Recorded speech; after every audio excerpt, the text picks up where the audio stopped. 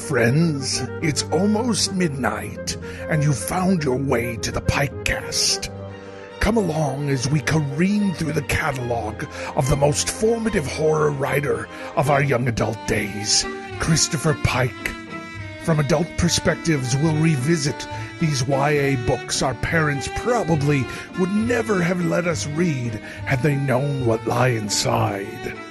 We tackle one book per episode in a freewheeling and unbiased chat. So grab your battered paperback, pull the flashlight from the kitchen drawer, climb under your bed covers, and devour a good book with us. Greetings, fellow Pikers, and welcome to the PikeCast. I'm Cooper Beckett, and I'm thrilled to be joined by my lovely co-hosts. Hello, I'm Cassie. Hi, I'm Becca. Today, we are beginning Sequel September by digging into Christopher Pike's 1994 book, Remember Me 2, The Return. And we're going to be dissecting it in great detail, spoiling each and every plot twist, so consider yourself warned. We'd like to put a content warning in tonight, as our problematic section will include racial slurs as well as slurs for disability and homosexuality. We know we don't ordinarily warn against such things, but it felt important this time. If you're enjoying the PikeCast, please leave us a review on the podcast service of your choice. And we're so thrilled to be welcoming back today's guest piker, author of the new book, The Final Girls Support Group, as well as my best friend's Exorcism and Paperbacks from Hell, Grady Hendrix. Welcome back to the PikeCast, Grady. Hello, how are y'all? Yeah, I'm excited about that. After that intro, I almost stole Cassie's. Woo! I know. I thought he was just going to keep listing book names, so I was like, okay, here we go. I've got some of these. I know these books. Yeah, looking at my bookshelves, like, all right, I got you. That's very much our. You know this guy, listeners. You know him. You love him. It's Grady Hendrix. All right. Well, I wanted to say, just in particular for this book, thanks for having me, because wherever I am, paradise, because I am there. I am joy itself. So we're diving right into the very weird religious aspects of this book. Well, we don't have our traditional questions because we've already talked about this. So if you want to know about Grady's favorite books or his first experience, go back and listen to the first Remember Me episode. If you want to know about emergency butt frosting. Yes. Yeah, the emergency butt frosting. That is a story I will never forget. It's not even the Grady episode anymore. It's just the emergency butt frosting episode now. I think that was the tagline I used for the episode, in fact.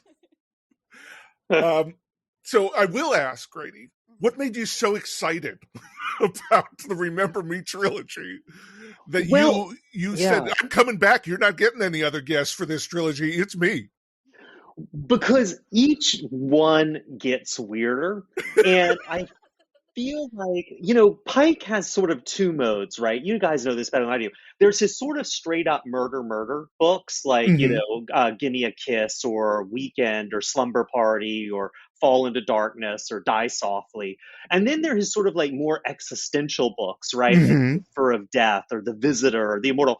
And I feel like Remember Me starts out as one of his traditional murder books with a little bit of a supernatural edge. Then he starts indulging in that new age stuff he loves. Mm-hmm. This book goes full new age. And I believe the third one is like an account of the war between the two secret alien races living on Earth, the evil reptilians and the beautiful angels. So like, I feel like this is a book that comes in a weird place in his career. Like, I feel like he's having a crisis in his life that we can talk about later. But like, I just feel like all kinds of stuff is falling apart as you look at it with this series. And this is 94.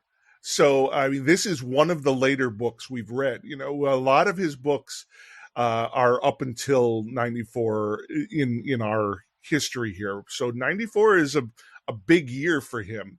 And 94 is also the year he wrote Last Vampire 2. Mm-hmm. Chain Letter 2 was his first sequel, and that was 92. I was told, because I just started live tweeting my read of this book, because spoiler alert, hated it. And people said that his publishers desperately wanted sequels to his two most popular books, which were Chain Letter and Remember Me. And he very much did not want to write sequels to them. And I think we get that in this book for me. But I'm trying real hard to hold back. Becca, you got the back of the book this week? Let's move to Magic Fire then. Let's get right in. Let's do it. They call her a wanderer. Sherry Cooper is dead, the victim of a murderous attack. She is on the other side, in a place of spirits, an eternal realm of light and love, but she is given a rare offer, to return to Earth without having to be reborn, into the body of a depressed teenage girl, a transfer of souls, they call it. Sherry is given a chance to be a wanderer, and to do a great service for humanity. It is an offer she gladly accepts. And then she is back, in a human body, yet she does not remember being Sherry Cooper. At first she recalls nothing of the afterlife. Perhaps it is just as well. Not everybody on Earth welcomes wanderers. Of the few who know of their existence, some want them dead, and others, the truly evil ones, wish them much worse than that. I have some questions. Well, oh yeah, shit, I forgot that part. That's like the description for a completely different book. Right, the ending really just threw me off. Like, that would be interesting. Okay.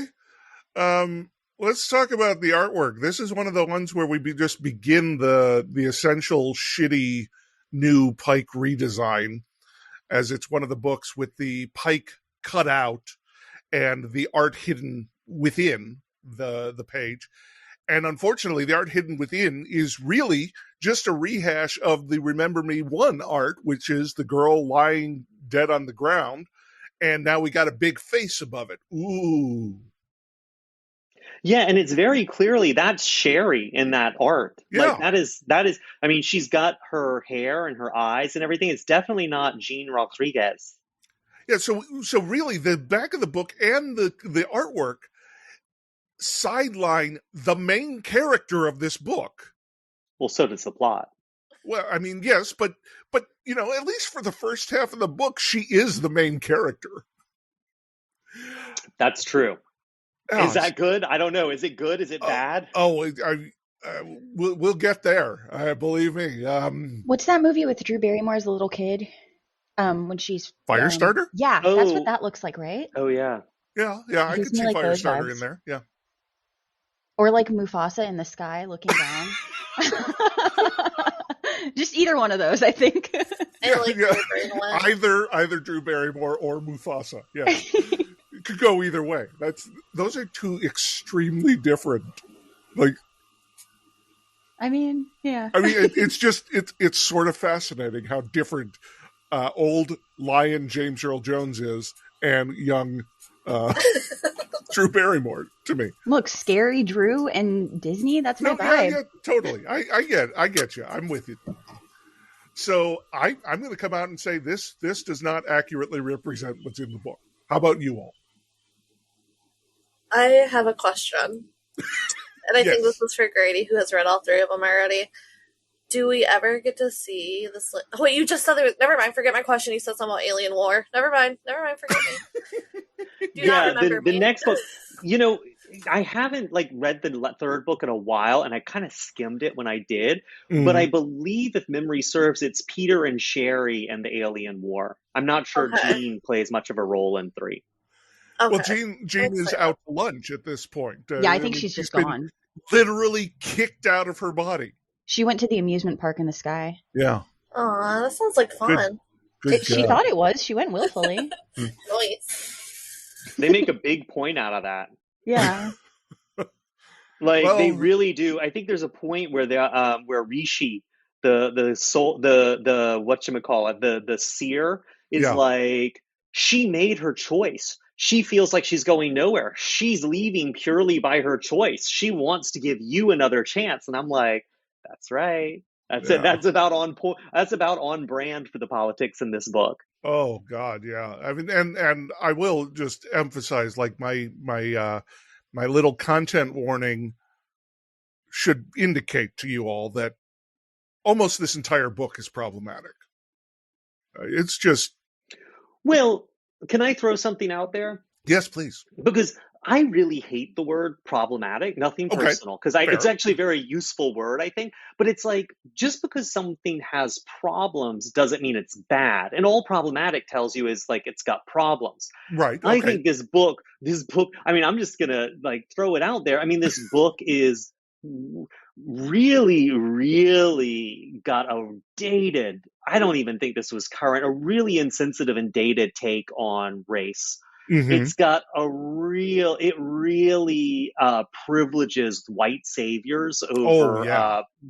BIPOC main characters. Yeah. It's got a weird offhanded approach to being gay that I think is, I can't tell if it's homophobic or just dismissive and inconsistent. Yeah. And man, it is deeply, deeply and I don't know what the word is, but it is really got a rage on for people with disabilities. Like Oh, if you use God, a yeah. wheelchair, you may as well be dead, according Yeah. to this book. And that was something that I was like, kept trying to figure out. Is this just the main characters? Because Pike will often have teenage characters who are lunkheads, and you're kind of Mm-hmm. like, well, that's just who they are, right? That's just a teenager. Sort of. But in this, I felt like everyone pretty much shared the same, I guess, except for Jean / Sherry.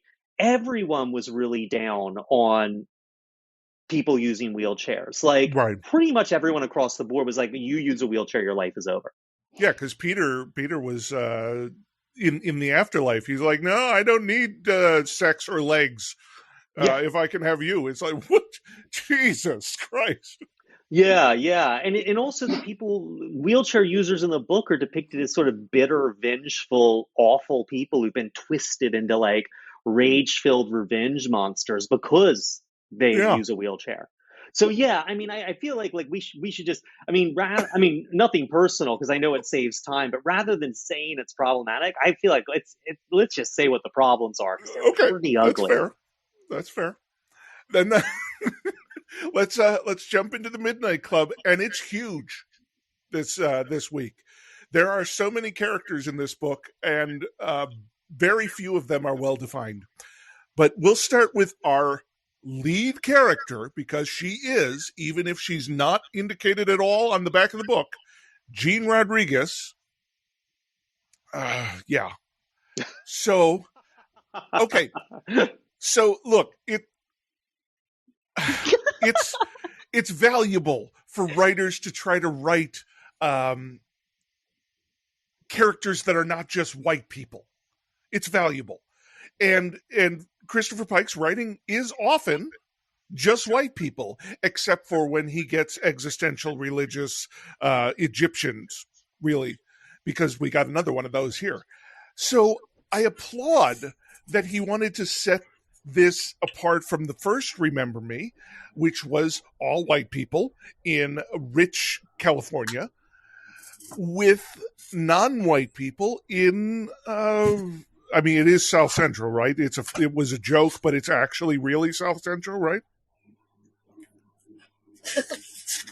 I don't. I assumed it was because later Jimmy, Sherry Cooper's brother, is like, you're from South Central, and she's like, no, but near there. But I Yeah. assume she's from South Central.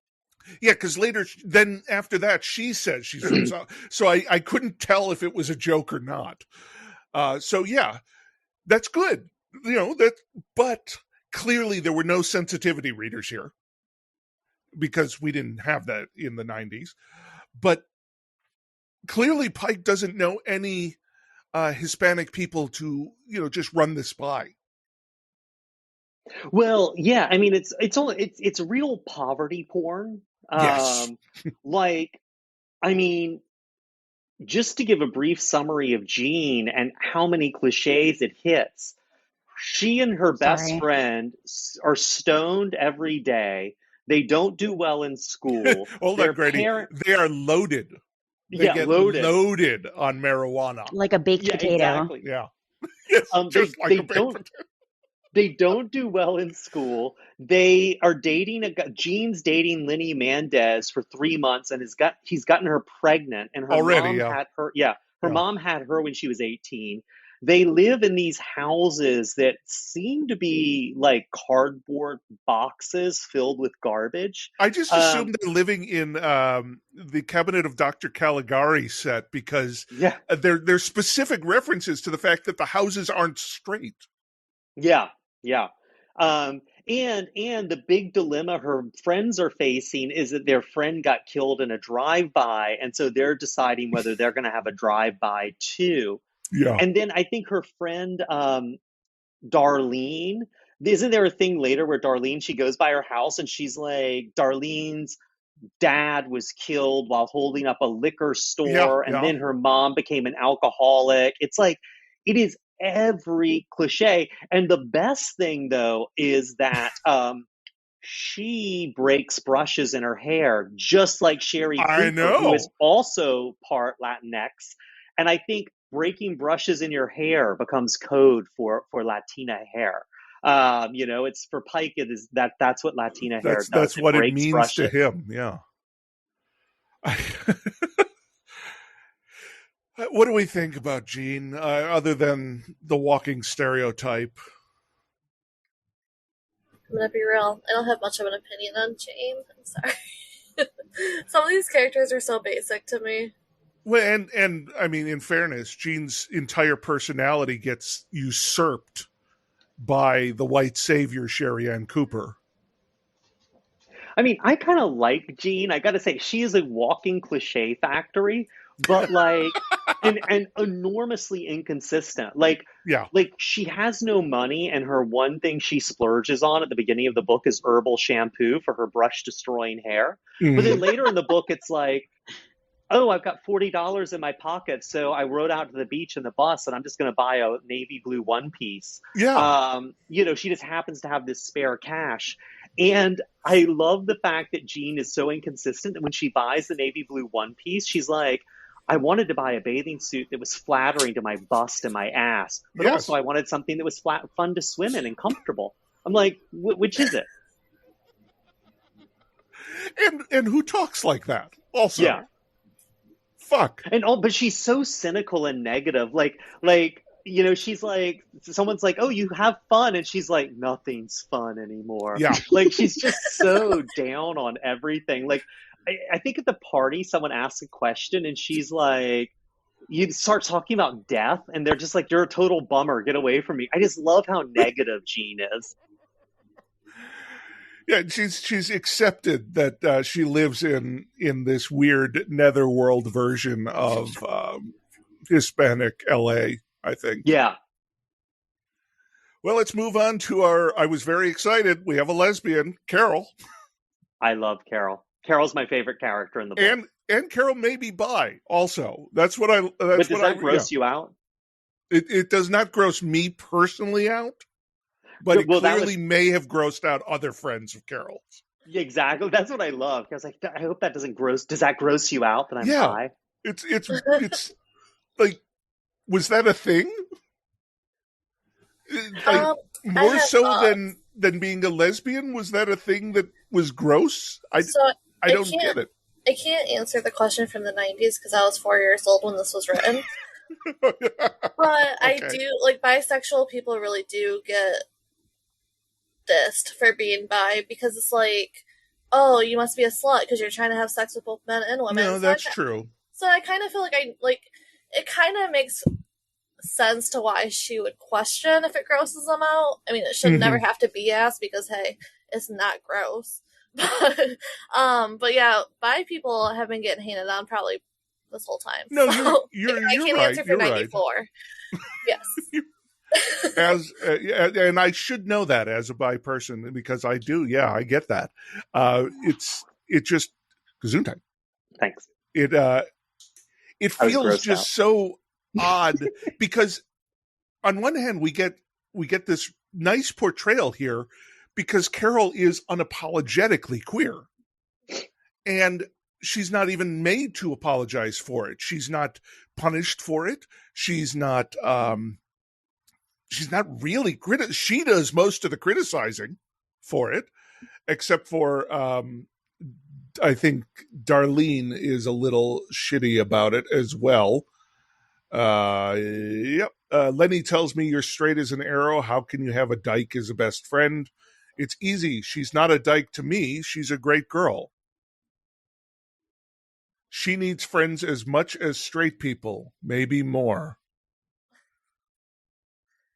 Well, and the thing also, the two other things I love about, well, first off, I got to say, to me, the biggest dangling thread in this book is how does Carol's date with Scarface the Russian go?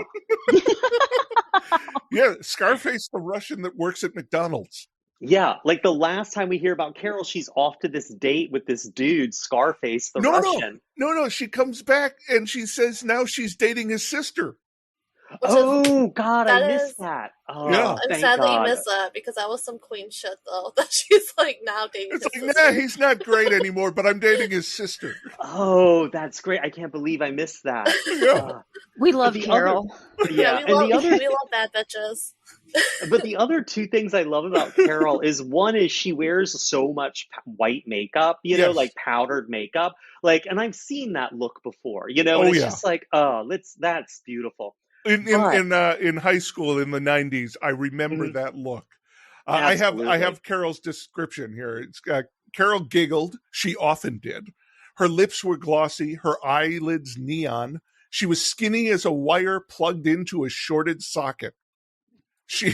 I don't even get it. I don't know. I don't know what that looks like. She had a lot of energy. She could eat 2 Big Macs, yay Big Macs, with fries at lunch break and still do sit-ups in PE an hour later.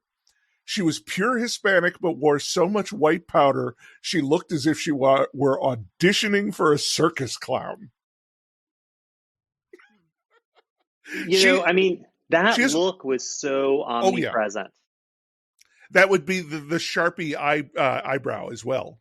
Well, it was like I feel like you guys are calling me out from high school right now, and I'm so embarrassed. I'm sorry.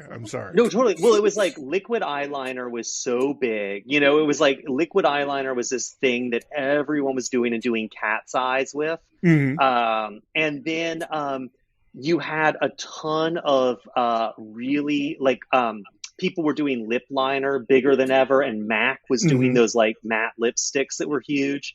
And then, and I can't remember what the brand was, but there was a face powder. It had like a white box and it was like, had yellow flowers on it. And that was, I remember everyone had it and everyone was just powdering the hell out of their faces. It was a look. It was. But also Carol is always saying the best things. In early in the book when they're at the party and they're talking about how they want to go kill Juan for having done a drive-by on Sporty Quinones. I love that when you just say the plot, it just sounds so absurd. It's so absurd. And Jean is getting all like bereft and then says one of my favorite lines in the book. Jean says, "And who's to say they'll simply shoot us? They might torture us first. You heard about what happened to that teenage bookie the police found on Maine during the autopsy? They found a pillowcase in his stomach. Do you know how scared someone has to be to swallow a pillowcase?" And then, first off, teenage bookie, I mean, that's amazing. But then Carol comes in with what I think is the real question. Was it a whole pillowcase? I don't know, Carol. Someone needs to find out. I mean, that feels like there's a huge story behind that. Yeah. That we're not getting. Why? Like, and it also gets confusing because Jean's like, they might not just shoot us in a retaliatory drive-by. They might torture us first, but then they swallowed a pillowcase from fear. So swallowing the pillowcase was not the torture. It was just a reaction to the torture. Which I don't understand, yeah. I don't either. Why would you have a pillowcase if you were being tortured? Like, are they saying that they put the pillowcase over his head? Yeah, and no, in order to get rid of the pillowcase, they thought, I'm going to swallow it. So, they breathed in such pain for being tortured that they chewed and ate and swallowed the pillowcase that was over their head. And maybe he was really scared and just gasped it inside his mouth. The entire pillowcase turned inside out. Yeah, just. That's the most convincing answer I've heard, because if they just started mandicating that pillowcase and like eating it slowly, I would think the people torturing would pull it out of his mouth, or maybe they just stood back and were like, "Holy crap!" Yeah, they were the so appalled This by is this guy disgusting. eating the pillowcase that they stopped. It's like I don't even know I want to torture him anymore. Like, he's eating a fucking pillowcase. And then you imagine them sitting in their Lamborghini, probably outside the warehouse where they just tortured the person to death, and turning to their friend and saying, "Juan, I'm so sorry about that he ate your pillowcase. We just thought we could launder it, and then you'd have your full set back for the guest bedroom. But you know what? I'll make it up to you. I'll buy you a new set of sheets and shams too. You gotta get some throw in some shams there, because of the inconvenience. Yeah, of course, yeah. So I mean, that to me, that really, Carol really lands on the important stuff. Yeah. And she is the most interesting character in the book, honestly. 100%. Why did I think a pillowcase was like code for drugs this whole time? And it made more sense to me. And now you guys told that story, I'm like, shit. I suppose it could be. I have no idea. I mean, I kind of hope he ate a pillowcase. It. Pike does have weird ideas about drugs. No, but I think it's just a pillowcase. Okay. Sometimes a pillowcase is just a pillowcase. I did a lot of drugs in the 90s, and never once did I hear or use the code word pillowcase. Okay. Thank you for confirming that for me, because I really, after that whole story that you just told, I was like, I sure hope it's a pillowcase, like, for my bed. I needed it to be. We also do get a weird... The sexuality idea in this book is odd in general. So Carol says about Scarface, he knows I'm a lesbian and he still wants to go out with me. Doesn't that make him some kind of pervert? Does it? What? Why? I mean, it makes him pushy. Yeah, I mean, it's sort of like, well, I'm gay. Don't worry, I'm a lesbian, so that works. It's like, no, that doesn't work. No, that's not how it works. Is it possible that, like, they're doing, like, the whole thing where it's like, oh, women making out with women, that's hot? Like, do you think that might be why she said that? That could be. It's just odd, and it doesn't feel cohesive. Wait, sorry, did that make him pervy? Remember Me Too for not being cohesive? I did. I specifically have a problem with the lack of cohesiveness around the weird sexuality in Remember Me Too. I'm amazed that's the one piece of incohesiveness. This book is I'm amazed this book has sentences that don't just fly off into space or so disconnected to each other. Seriously. Okay, we got so many characters here. Teddy's a 4-year-old. He sat above her on the kitchen table as she knelt at his feet and stared at her, trying to remember the same thing when she had last tied her little brother's shoes. He was a cute 4-year-old with hair as long as a girl's and dimples. That's it. That's Teddy's character. And do we ever see Teddy again? I think we see him once, but then, like, everything, all the plot gets just jettisoned once Sherry Ann Cooper returns to Earth. Sherry. Wow. Why was that so sinister and angry? So angry with Sherry. I don't like Sherry. Although I do have to say the one thing I do think that Sherry does that's really great in this book that almost redeems her as a character is that Rishi, the ancient Egyptian mystic, appears in the afterlife and gives her that long rap about wanderers and spirits and souls and paradise and how time and space doesn't exist. And she's like, can I get laid with a boy? I got such a dirty mind. And that's all she wants, is to, like, make it with some dude. That's it. She wants to use her powers that transcend time and space to get laid. And then Peter fucks it up for her by ejecting a monster from his chest. The absolute best scene in this entire book. That was, oh my god, that scene, I didn't remember this book at all, but there have been so many times in life with other people where I'm in a situation where Anyway, there have been a lot of times where I've seen a person without a shirt and I've been like, what if like a creature just jumps out of them in the middle of sex? And like, when I read this, I was like, this is exactly what I was picturing. I didn't remember it was from this book or that it was a real thing. Well, real thing. It's not a real thing. But like, this wasn't just something weird I think about during sex. Well, I mean, okay, it's not during the I'm just gonna who's next on the list of people? Well, I'm reading this. This is a minor spoiler for my second book in my Osgood series. That literally happens. My characters are having sex and a monster comes out. That literally happens in my book. And so I'm reading this. It's just like, what the fuck? I wrote this. What the fuck?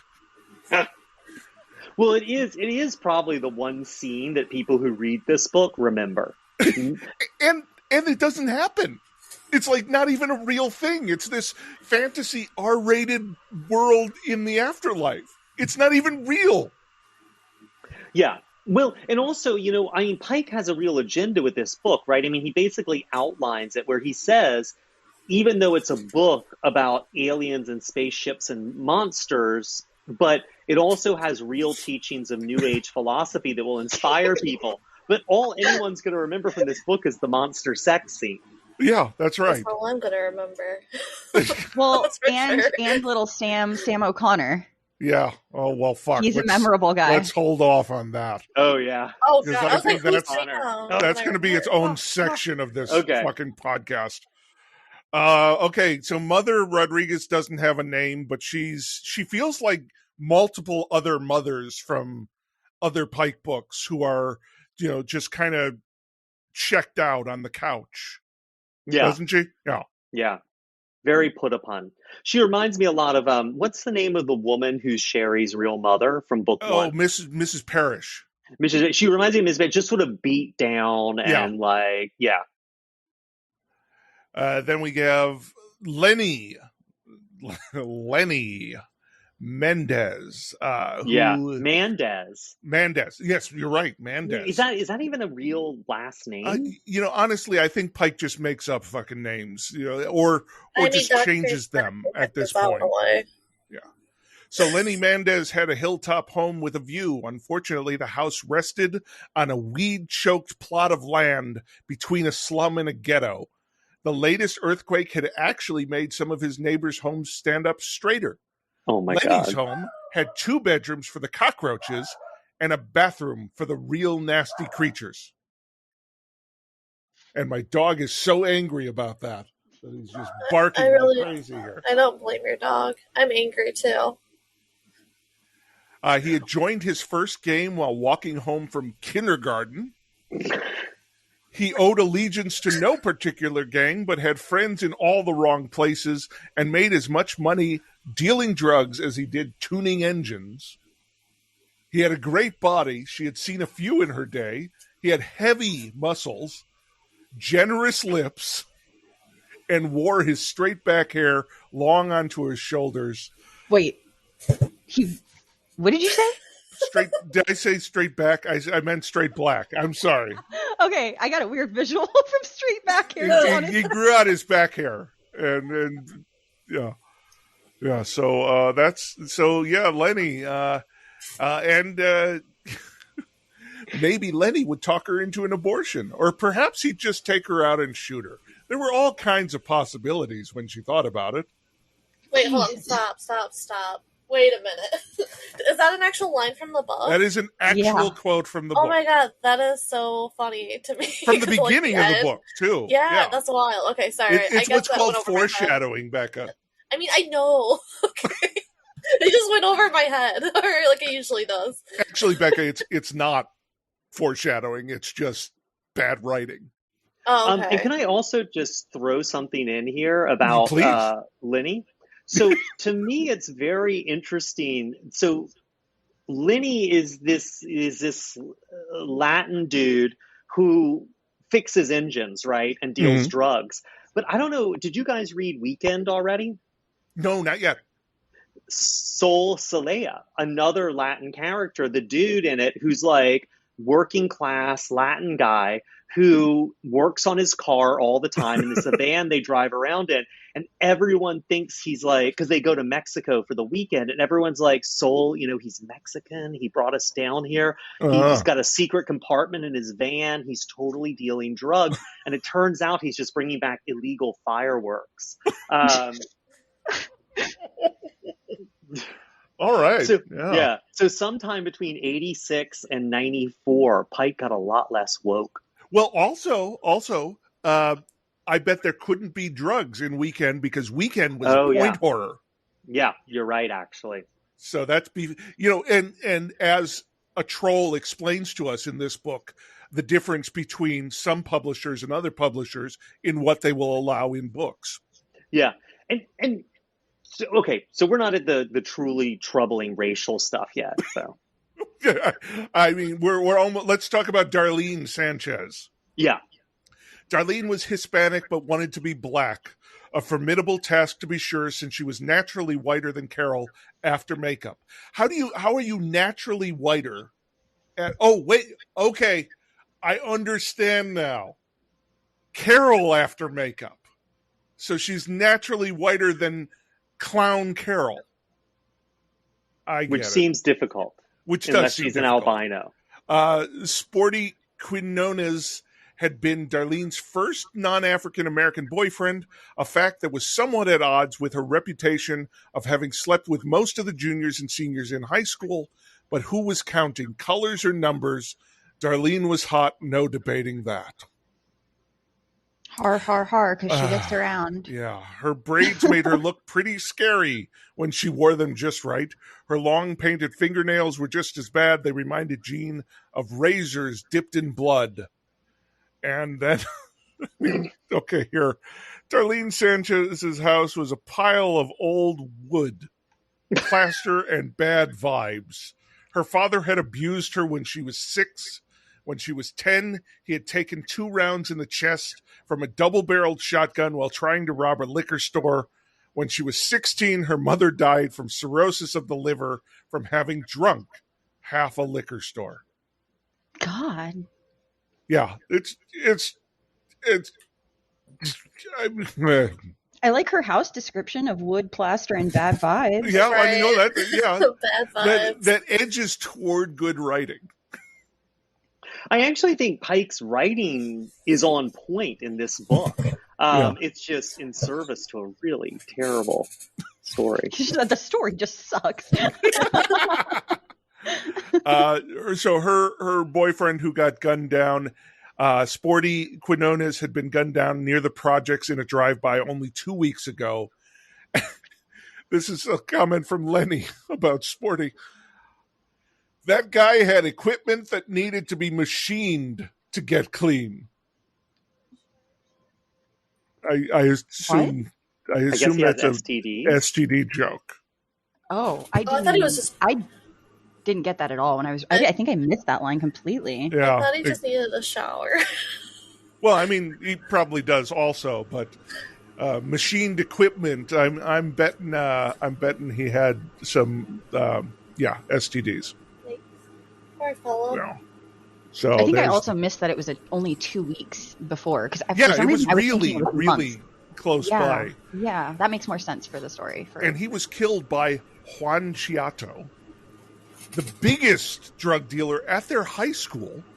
Although he hadn't been to class in 10 years, he was 21 years old, high up in the Red Blades, one of the most vicious of the inner city gangs. But Juan had direct contact with Colombian drug lords and practically set the price of cocaine in their neighborhood. I love trying to figure out, just sort of chart out on a wall, a crime in this neighborhood that's not South Central. Because you've got the teenage drug dealer importing cocaine directly from Colombian dealers. You've got teenage bookies eating pillowcases, and you've got a gang of is it kindergartners that Lenny joins? Yeah, a gang of kindergartners. Don't forget the jeans trade. The jeans trade. Yeah, because part of this is the fact here. I have a big paragraph about, we're going to talk about the crime here. He thought maybe Juan was trying to set something up between the red blades and the bald caps, which are terrible gang names. Juan was trying to move up in the blades and he was impatient. He wanted some action that he could lead, show the others how strong he was. He wanted a fight. He sent Sporty out. Oh, yeah. So Sporty was selling jeans for Juan. So he sent Sporty out not to sell jeans, but to start a war with the bald caps. Right away, Sporty ran into trouble. Juan's got his fingers in everything. Yeah. Cocaine, jeans. Cocaine, jeans. The caps cornered him and threatened to cut out his heart for daring to enter their territory. They stole his van full of jeans. Sporty went running back to Juan and told him what had happened, but Juan didn't want to hear about it. He gave Sporty an ultimatum. Either he got the jeans back or he was going to cut out his heart. Somebody had to have edited this to be jeans. Like this, why did he write this as jeans originally? Sporty yelled at him. He had just been set up. Then Sporty made a big mistake. He told Juan he was thinking of going to the police to tell them the whole story. What kind of jeans are these? The best of denims. Where's this demand for underground jeans? I was telling jeans. Becca before the podcast, there have been what are called counterfeit jeans trades. That's true. Like purses. It's no jeans. Like no, I know, but I mean like how jeans. They have counterfeit bags that they sell. Yeah, on the side of the street. They do that with jeans? Yeah, because primo denim is expensive. What? Cheap denim is not. There's primo denim? I get like the cheap ass shit from Target that like wears out between my thighs from chub rub after a few fucking months. Like why are these expensive jeans? Right, why would you want to spend so much on money when they're just gonna go downhill? You know what I'm saying? Yeah. What the heck? You gotta make sure your look is on point, y'all. Like, I can understand expensive PJs. Like you sleep in those, they need to be comfy and soft. Like, but jeans? Right. And, to add into another segment here of if we're putting together this crime jigsaw, Saul Salea in Weekend is bringing in illegal fireworks. So there's an illegal fireworks and an illegal jeans trade going on in LA.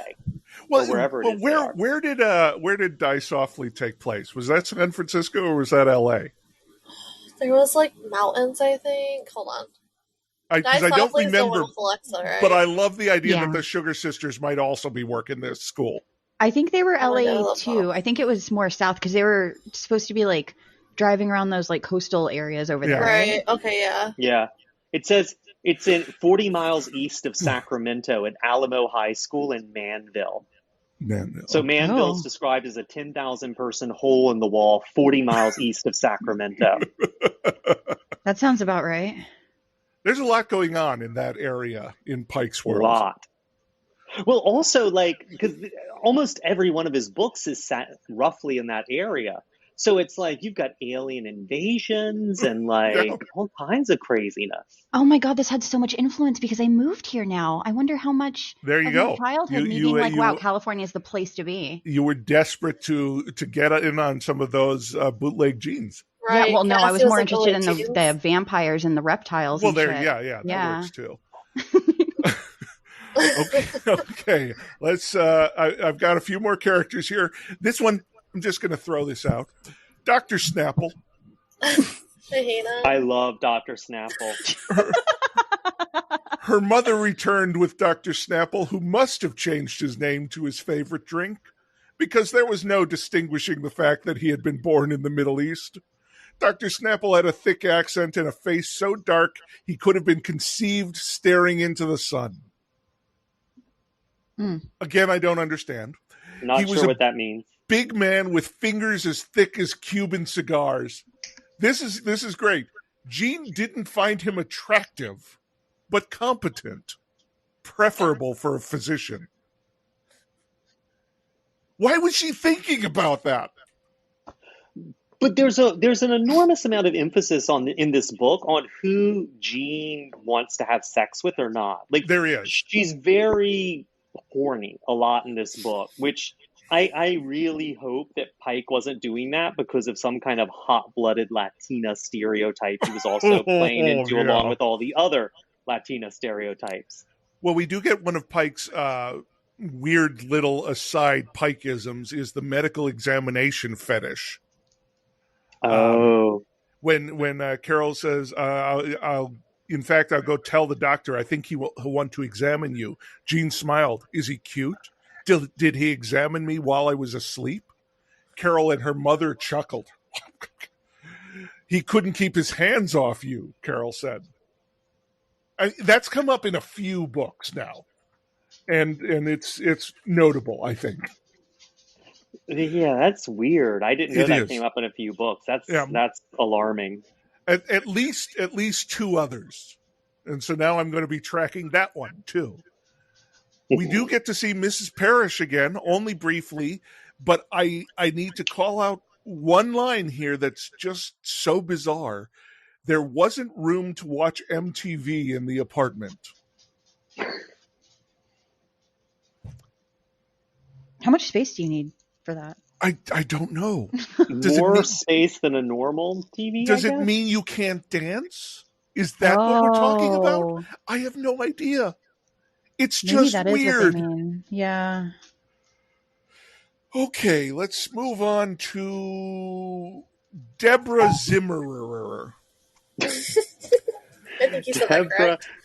Zimmerer, yeah.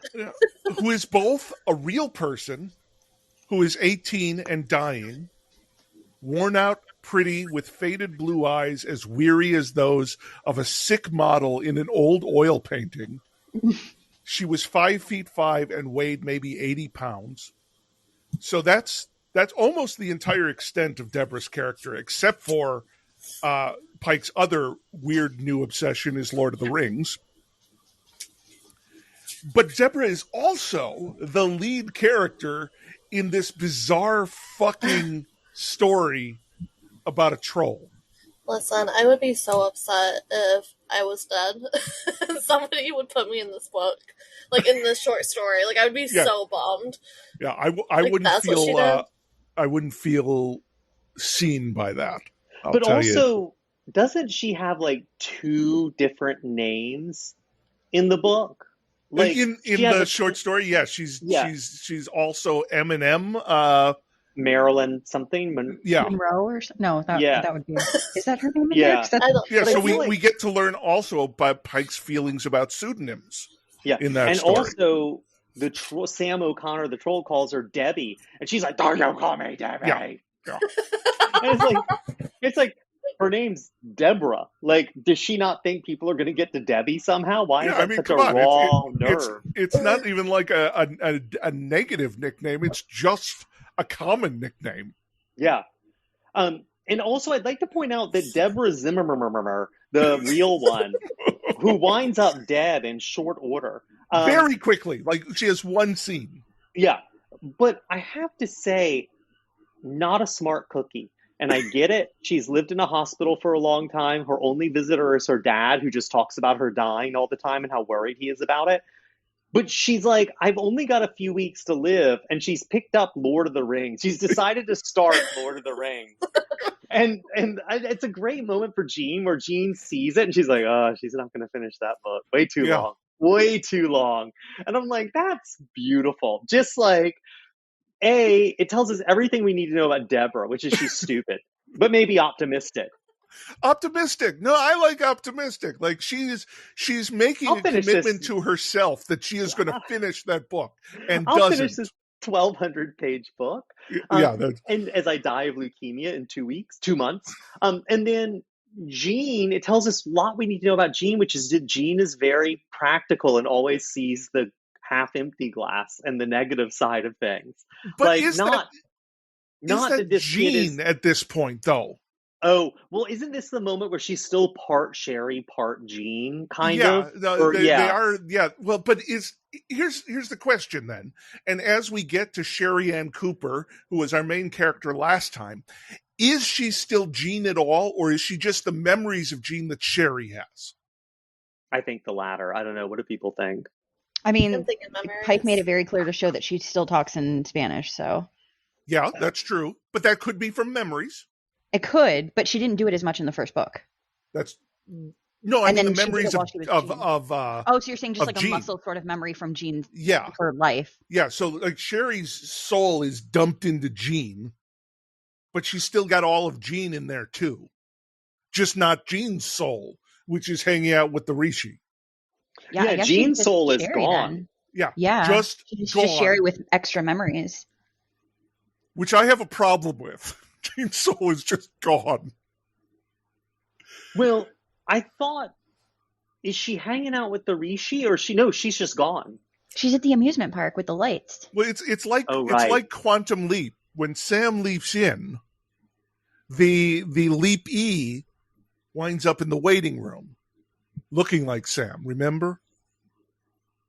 Is this No. way too early for you two ladies? I know what that is, but I don't Yeah. know Yeah. specifically what you're talking I about. think I've seen like one me sad, episode. honestly, that Quantum Leap doesn't have the social cash that you would know it well, because I think you'd really like it. I'm gonna watch it if you want. Quantum. Well, I mean, I'm not going to make you watch it, but you should. It's good. Listen, that was just me expressing the fact that I'm gonna watch it. Okay, He's just good, going to good. check in every day. Becca, did you fucking watch that show? I'm not going to hound you like I do with Cassie and Dr. Sleep. Oh, fuck, I forgot about that. I'm so sorry. Watch Okay. Quantum Leap, or swallow this pillowcase. Yeah. those are your choices. Oh, God, I'm so scared. I'm just going to inhale the whole thing. Yeah, so wear the pillowcase over your head while watching Quantum Leap. And if you think about stopping, just start inhaling. Just start inhaling. In that case, I'm definitely gonna watch it because I don't want to die by a pillowcase. Okay, good plan. Okay, let's talk about the Rishi. It was clear from the moment the Rishi showed up that Pike did not want to be writing this story, so he decided to write something else. For me. And the something else is the Rishi. Like, I don't want to write about this stupid Remember Me Too. So what if we just instead go to ancient Egypt or Switzerland, maybe?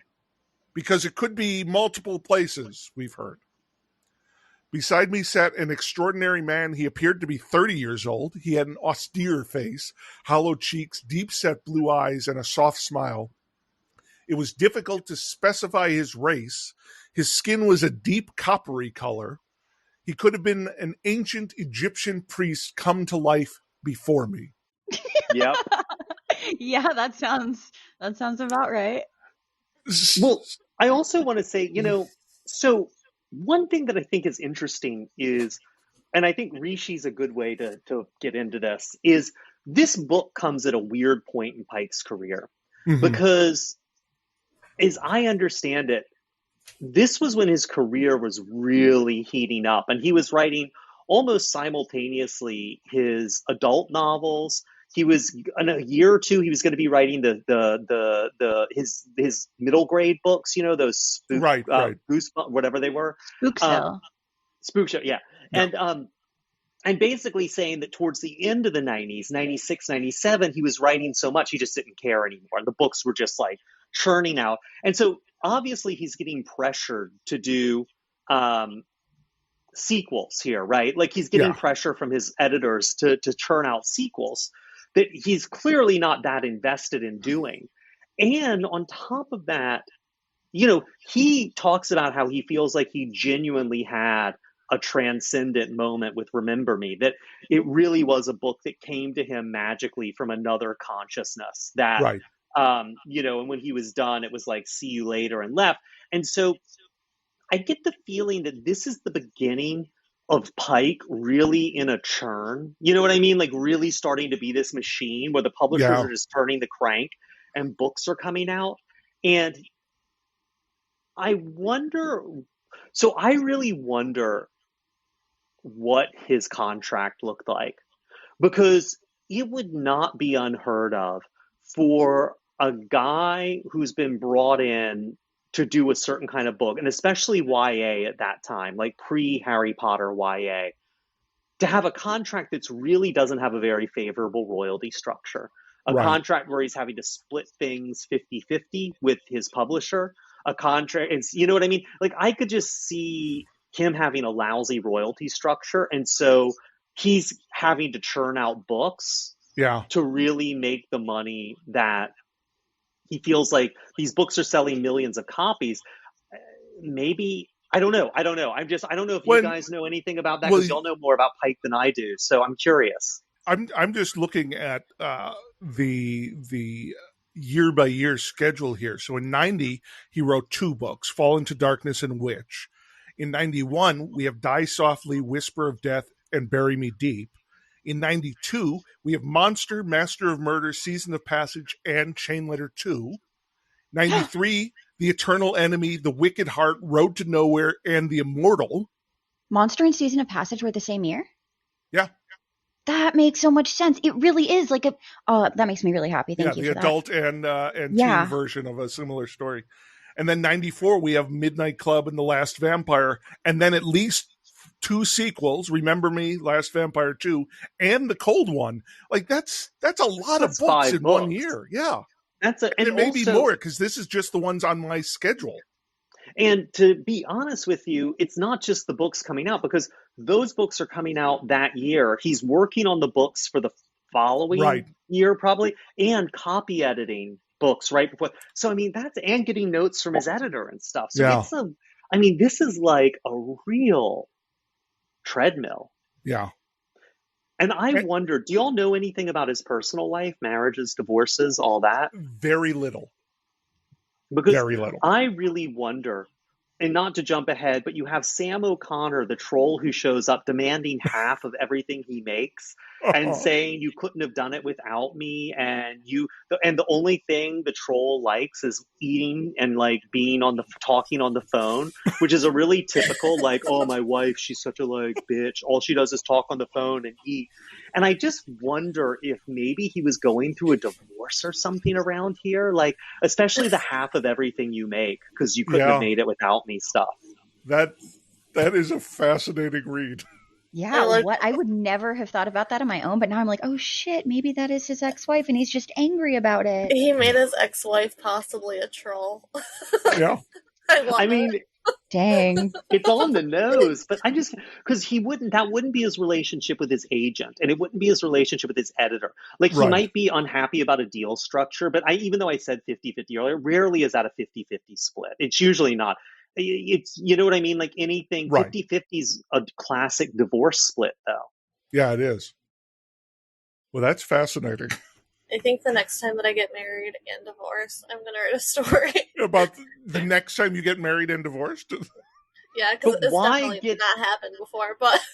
Why get divorced when you can just trick them into a closet with a telephone? That's true. Yeah, by offering them long distance. And no, sorry, I hate to contradict you, but not just long distance, but the occasional fan letter so that they can stalk the so he fans. can call the... Oh my God. No food, though. She really made it clear that she was not going to be feeding him in that closet. Okay, we need to move on before we get sucked into the mire of this story. Okay, we've got 2 more characters, and they're both returning characters. We've got Jimmy, who is the brother from Remember Me 1, the non-brother brother, because he's not her real brother. And he buys that she's Sherry pretty quickly, I think. Like, suspiciously quickly. Yeah. But otherwise doesn't have a lot to do in the story. Except tell his own sister, you'll meet plenty of guys with those tits. Yeah, right. Oh my God. That is really weird. They talk about peeing on his hand too. Oh, right. Yeah. Because he's testing his glucose level. And she's really happy he leaves the door open to the bathroom, because it means he's accepted her as his sister. Which...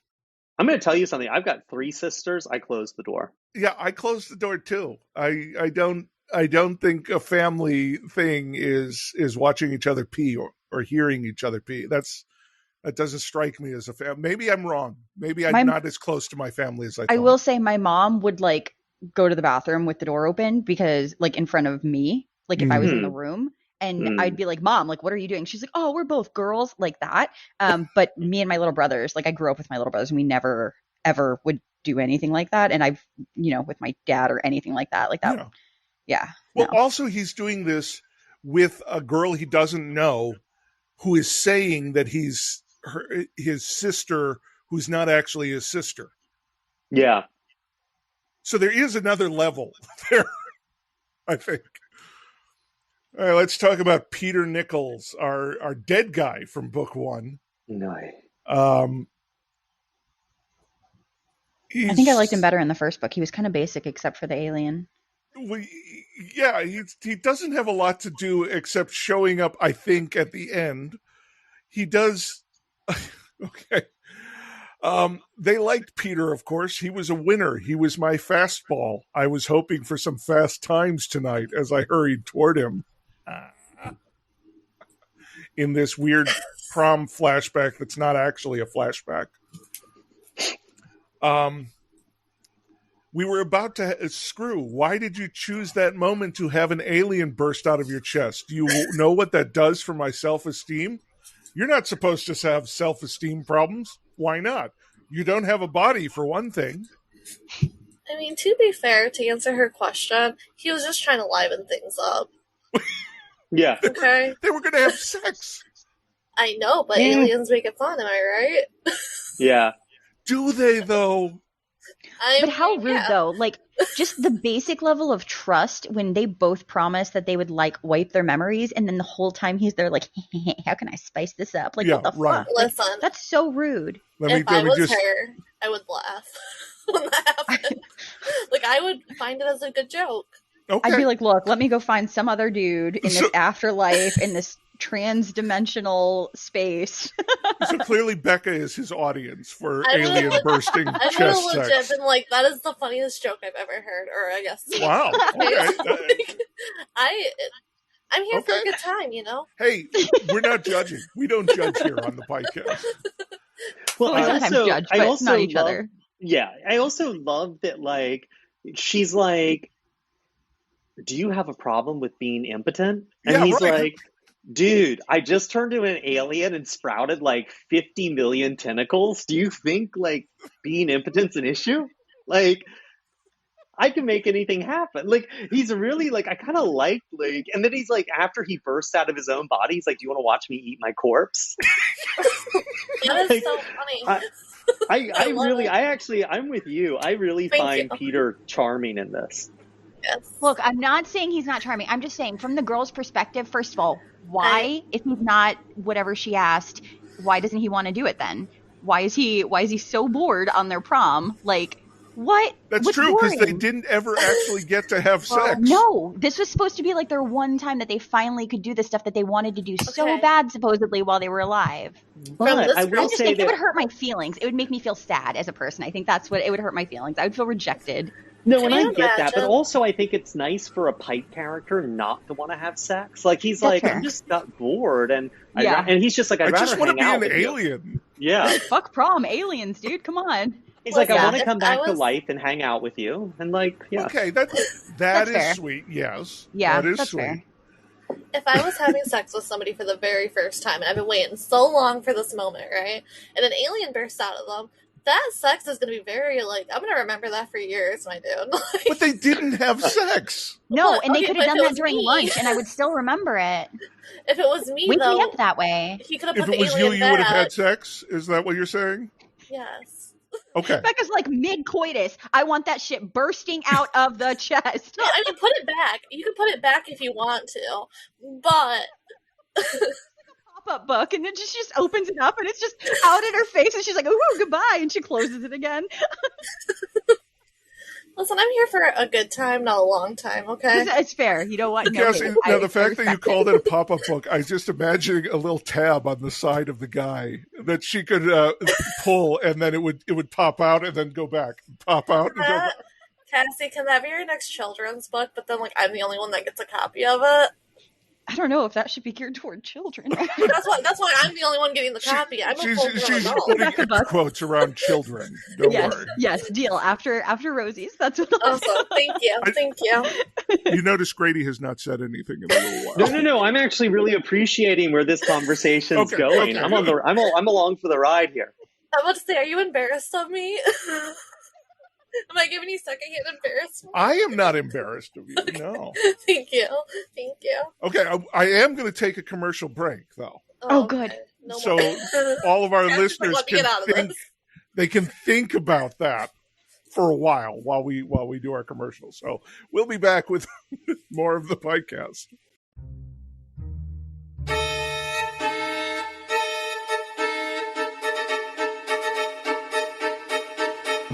Wow, friends. Where else can you get this kind of programming than the PikeCast? Nowhere. That's where. But we're trying to keep the lights on here. If you like what you're hearing and want it to keep happening, jump over to our Patreon at thepikecast.com/Patreon and throw us a few bucks to join our private Discord server. Higher tiers get books, stickers, bookmarks, and even personalized shirts. That's thepikecast.com/Patreon. Once, Osgood and Frost were the up-and-coming stars of the burgeoning paranormal investigation TV show craze before a hoax put an end to their friendship, partnership, and television careers. Now, over a decade later, Prudence Osgood is a barely functioning alcoholic ghost hunter for hire. Her yearning for mystery and adventure is reignited when she receives a cryptic, untraceable email. She can't resist embarking on an investigation that tugs threads, winding through a sinister series of disappearances, her former partner's family, and a night 20 years ago when a semi blew a yellow light and nearly killed her.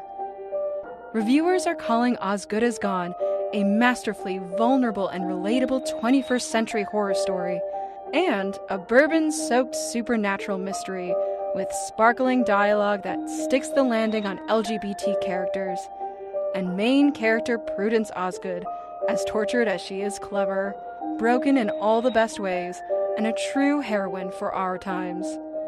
Buy it today at Osgood Is Gone as a paperback, ebook, or audiobook narrated by me, JJ Ronvier. Welcome back to the PikeCast. Now we're moving into Remember Me, our section where we discuss plot. And I promise at some point in this discussion, we will take some time to discuss a troll named Sam O'Connor. But let's talk about the Wanderers, because it did upset me, honestly. The first of all, the Wanderers thing, is it just me, or does it take away the agency of these impressive people by having some astral being come into them at these nexus points in their life, like Einstein and Malcolm X and presumably Jesus and Buddha? And Sherry Cooper. And fucking Sherry Cooper's coming to write about dragons. I mean, like, it's Einstein, Martin Luther King, Malcolm X, Sherry Cooper. Yeah. What do you think? I mean, I think in the story, like in real life, it would be taking away from them. And I think in the story it does. I don't feel like that was the intention, but I do think that's kind of how it comes across. I think that the intention was more like, look at this thing that's working behind the scenes that nobody knows about, that's actually been influencing us all the time. And like, I get that, but I don't think it was really pulled off super well for me. It reminds me is the mirror opposite of making the Nazis controlled by demonic forces. It's like, if you take away the humanity, because it was about the horror of the humans for the Nazis, and this is about the brilliance of the humans for Einstein and Martin Luther King, and we're taking it away by giving it to an ancient thing. Well, but not really an ancient thing, because, and this is somewhere I think we're getting this wrong, because I think this is the most, to me, disturbing part of the book. Okay.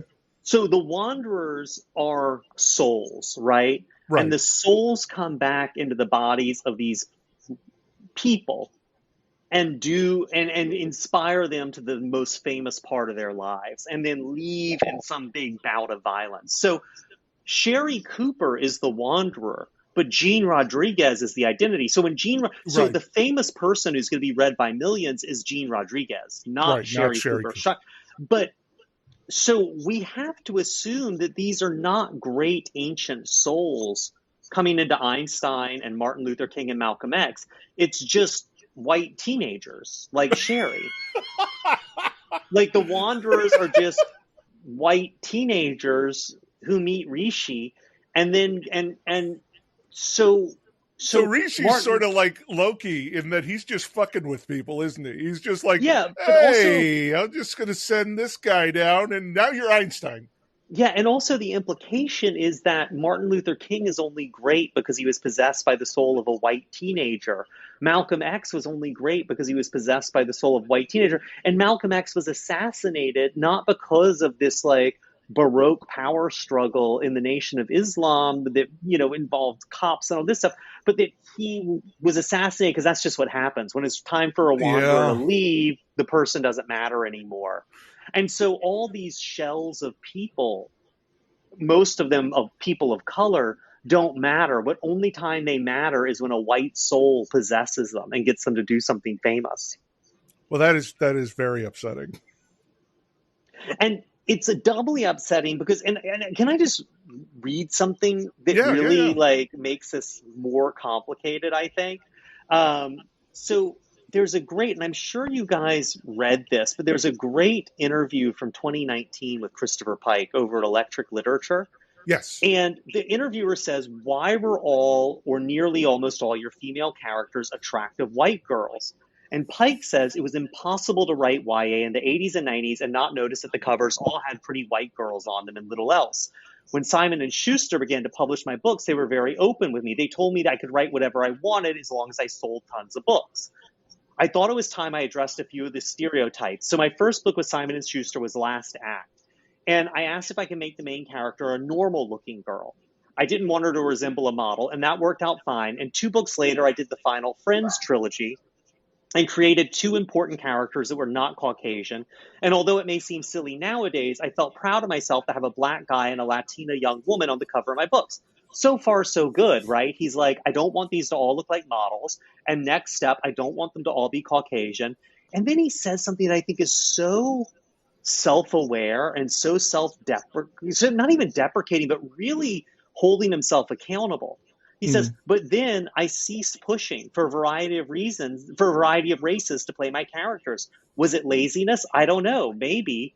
In fact, I don't think it was until Fall Until Darkness was published in conjunction with Tatiana Ali starring in a movie of the week that I had some color on one of my covers. That was not Simon & Schuster's fault. It was my fault. I was very popular during that period. I could have insisted on the race of my characters. I could have added some color to the entire YA aisle, but I didn't. I let the whole thing slide, and I wish I hadn't. So that's wild, because that's during, isn't that during the period he was like between Fall Into Darkness in 90, when was that? I'm looking, hold on. 96 was when the movie tie-in version came out. And his Simon & Schuster deal in 88. This was right in the middle of that. Oh yeah, that's his primary peak time. That's like quintessential Pike in there. And so he's like, I should have had more characters of color, but in this he does. He just gets it so wrong. So I wonder how this fits in with that. Like, because he does have and I mean, I get it. He's like, I'm doing a sequel. I'm going to have a Hispanic lead who's going to check every cliche possible, who's going to have a lot of a lot of really racially charged language about cockroaches and people being dirty and having dirty minds and not like living in garbage and being lazy for these Latin characters. And I'm going to have the Latin character only achieve anything because she's possessed by the soul of a white girl, just like Malcolm X and Martin Luther King. I mean, he's not thinking this through. Right. It's weird. I don't remember that quote from him either. So that is really that you're right. That's incredibly self-aware. And that is the kind of thing that you can often only see through years of retrospect. Yeah, and it so complicates this book because in the middle of this period where he says he was too lazy to have BIPOC characters, he has a BIPOC main character, but then gets her wrong in every offensive way possible. Yeah. Yeah. And he specifically says about Sherry, every man and woman born into a physical body on earth has a mission. Your particular one will be to inspire the often forgotten segment of the poor Hispanic community. And then she says, I always wanted to be a writer, but where will I get my ideas? Will I have a muse? The Rishi smiled. You will be inspired. Don't worry. But perhaps you can write a story about where you get your ideas. I can imagine it would be very popular because we all know that there's nothing the general public wants more than to read about how writers get their ideas. Although that is something that, Stephen King runs into too. He's written a fair amount about like where he gets his ideas, like most famously Misery. Like, I feel like it's one of those things where you're writing a ton, you're just turning this stuff out, you're having huge success, and you begin to be like, where's this all coming from? Like, what the hell? And I think Lisi's story is one of his best examples of where he gets his ideas. It's just a beautiful novel if you haven't read Lisi's story too. And then we get this. I can't imagine that a story about a dragon could bring out any profound truths. Well, says Rishi, it all depends on the dragon. How sexy is the dragon? Good point. Maybe it is about a sexy dragon. And can I qualify something we just said? Yes. We were just saying, or I was just saying that this is something all writers do when they're doing a lot and really prolific. I should rephrase that. All male writers do it. Like they're infinitely obsessed with their own processes. I don't recall many female writers, and I'm thinking specifically of like women who wrote romance or anything, who like were just really churning out a lot of books like Pike and like King were that prolific. I don't recall any who go out of their way to make their main characters, to have books where their main characters are writers wondering where they get their ideas from. I don't either. Maybe it is. Yeah, maybe it is just we're obsessed with ourselves. Yeah. Me and Becca are just over here like, Nothing but facts. I mean, I consciously don't write about writers because I find it obnoxious. Oh, yeah, totally. But wait, so I want to hear wherever other people are with this whole, like, famous people of color are only famous when white souls possess them. Yeah, Becca, Cassie, what you got? Cassie, what you got? I mean, that just ties into what I thought about just them, like, possessing the Malcolm X and, like, all those other people. Like, I think it's a little bit lazy. Like, I feel like there could have been something else maybe with aliens that could have happened instead of that. And I think for me, when I'm reading about people getting possessed, I'm not really wanting to go to Egypt and like learn about how it's like white people saving everybody else. It's like, I don't know. I liked the first book's ghosty vibes a lot more than I liked all these white teenagers saving the world from inside other people vibes. Okay, so for me, like, I feel like that whole thing kind of didn't really go over my head, but it kind of like was something I forgot while reading, because I feel like after she talks to the Rishi, it's not really mentioned again. No, that's true. Right, so I feel like I personally, like, when I was, like, in that scene where he was like, oh, Albert Einstein and all that, like, I was like, oh, that's weird, and, like, especially the Malcolm X part, but, yeah, like, after that was over with, I feel like they didn't really touch on it that much anymore. I didn't see Gene saving the day, really. And it could be very much meant as one of those like sort of mind blower moments. Like, oh my God, he's talking about something that also touched Albert Einstein and Martin Luther King. So you could be just, wow, that's cool. And then we get on with the rest of the story and then you forget about it without actually delving into implications, for sure. They don't delve into many implications, no. No, they don't. Okay, so let's get so the plot as it is. Oh, and can I just say something really quickly? Yeah. Because I think when you were just saying a second ago about the Malcolm X stuff, I want to be a little bit of an apologist for that. The whole Malcolm X hates white people and is a racist thing. Oh, yeah, there's that. Because Spike Lee's Malcolm X had just come out a couple of years before this. And that this was a huge early 90s culture war thing, which was, Spike Lee's this great filmmaker, and you're going to nominate him for an Oscar for making a movie about a man who hates whites? Isn't he just a reverse racist? And so this was this huge thing. Op-eds were everywhere. It was this huge talking point at the time of Malcolm X. Isn't he just a racist too? And it was this real conservative talking point. And I feel like Pike actually comes out on the right part of it to say, the right side of it when he says, listen, Malcolm X was inspiring Black people. He wasn't sitting there trying to say, let's all come together and all this. He was trying to inspire Black people. Right. And therefore, that's who he was addressing. He wasn't white people. So even though reading that bit, it's like, even me today, and I lived through, I was in university when all this stuff was going on. Reading this in the book today, I'm like, ugh, what? Yeah. I've learned. Thinking back, I'm like, yeah, actually, Pike is taking what was at the time a very progressive point of view, which was like, it doesn't matter what white people think about Malcolm X because he wasn't talking to white people. Right. And so he wasn't a racist. It's irrelevant what he was saying and what white people think about what he was saying. So I just want to say, because that is a really, that's an ooky part of this book.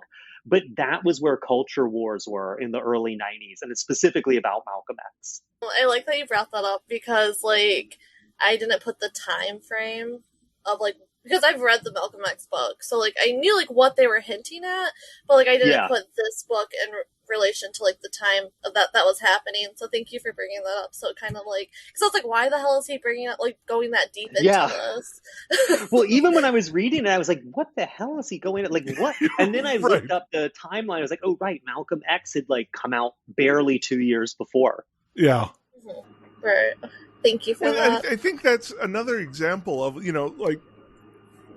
Pike he's trying really hard to be progressive and present unique points of view. He is really trying hard, and he misses the boat a lot, but you can't fault him for trying. That's for sure. And so in this, I feel like he's sort of accidentally falling into the white savior thing. He didn't intend to. He just kind of did.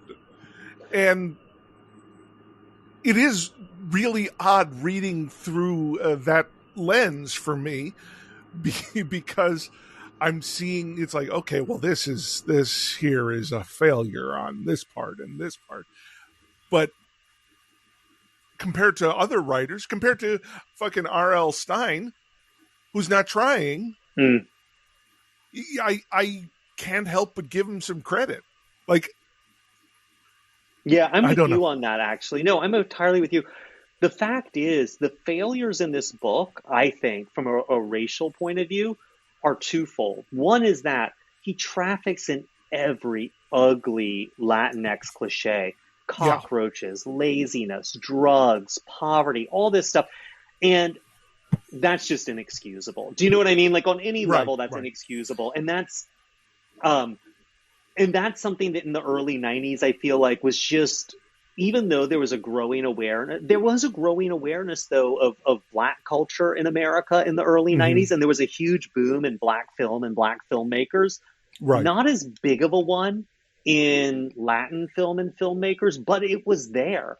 I mean, Right. American Me, Selena the Moon. I mean, you had a lot of people like Latin artists making waves. So this is just a failure. I think that's entirely a failure and a bad one that can be laid at his doorstep.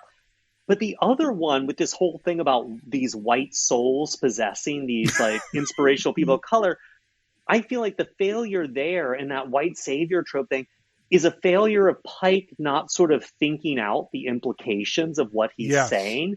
And the fact is, he wasn't thinking out the implications of the plot. He wasn't thinking about the implications of his character. He wasn't thinking about the implications of anything. I mean, people's motivations change halfway through paragraphs. One minute really Sherry's broke. The next minute she's buying a $40 swimsuit. Like he's not thinking anything out. So it's unfortunate he did that, but I feel like you said it's much more inadvertent than the other, which is just racist. Yes, for sure. Okay, let me try to sum up what we've got here as a plot. We have South Central, gangland, good girl ostensibly who's pregnant, and then boom, Sherry Cooper takes over. And when that happens, good girl that's can I just say that? But after the balcony accident. Right. I'm sorry. Yeah. So we have another balcony accident that plays out almost the same way as the first one. And it also takes place around the same time in terms of like 2 weeks before graduation. Yeah. I really like that. I like the similarities of the mirrored situations the two girls had, despite it was the on the same day, isn't that it? Was like a year apart. Yeah, 52 weeks apart, they said. Yeah. And so Sherry Cooper jumps in and changes the trajectory of this girl's life to being a candy striper / palliative care nurse and the writer of some of the most bizarre sounding inspirational texts ever. But that's sidelined because she goes to see her former brother and then for some reason brings her wheelchair-bound boyfriend to her former brother's house, where we find out he wanted to kill her all along. But it's okay because there's a pool under the balcony and she doesn't die. And can I point out that it's weird that Jimmy lives in identical...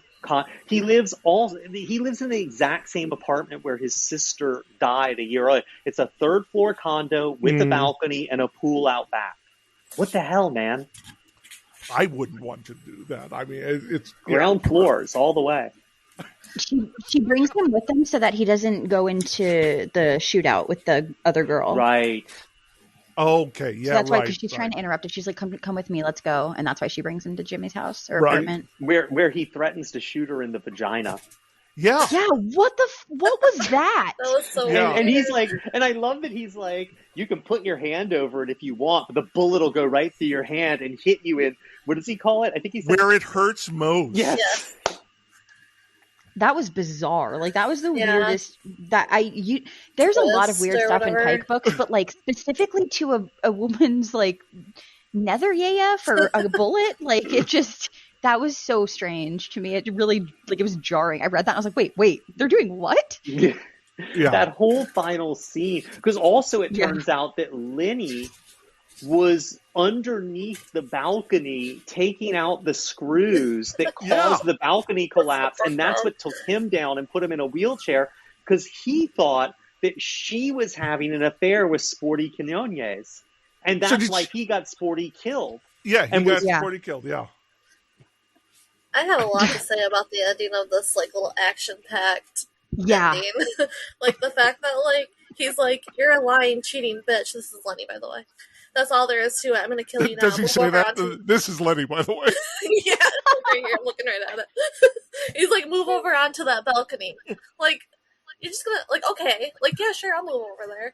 And then this one line sums up the entire ending scene.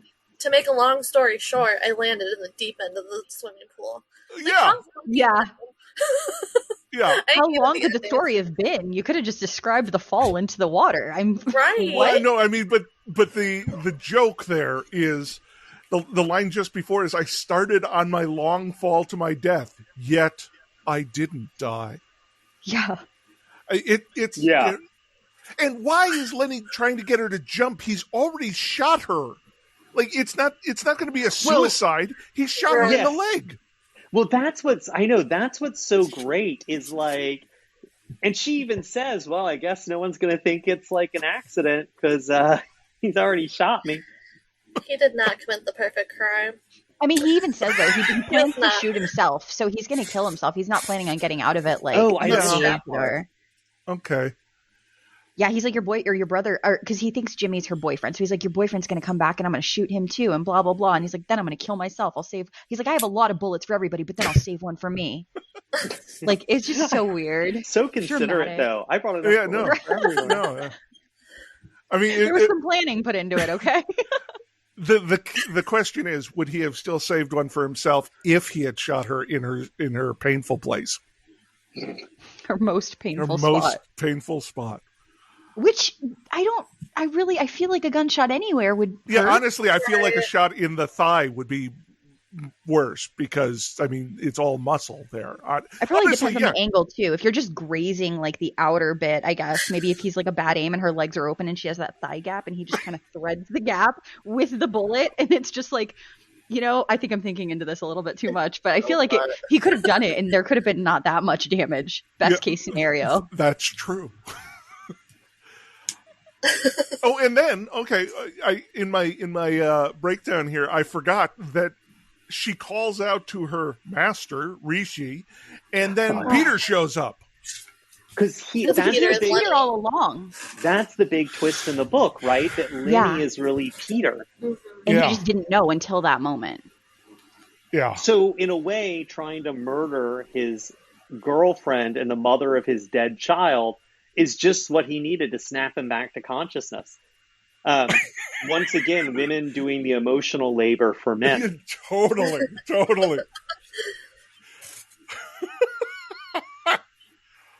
Oh my God. So now, and I mean, we end this book with a gag first. I mean, we end it with Joe showing up and deciding to call her the fall girl. I mean, oh God.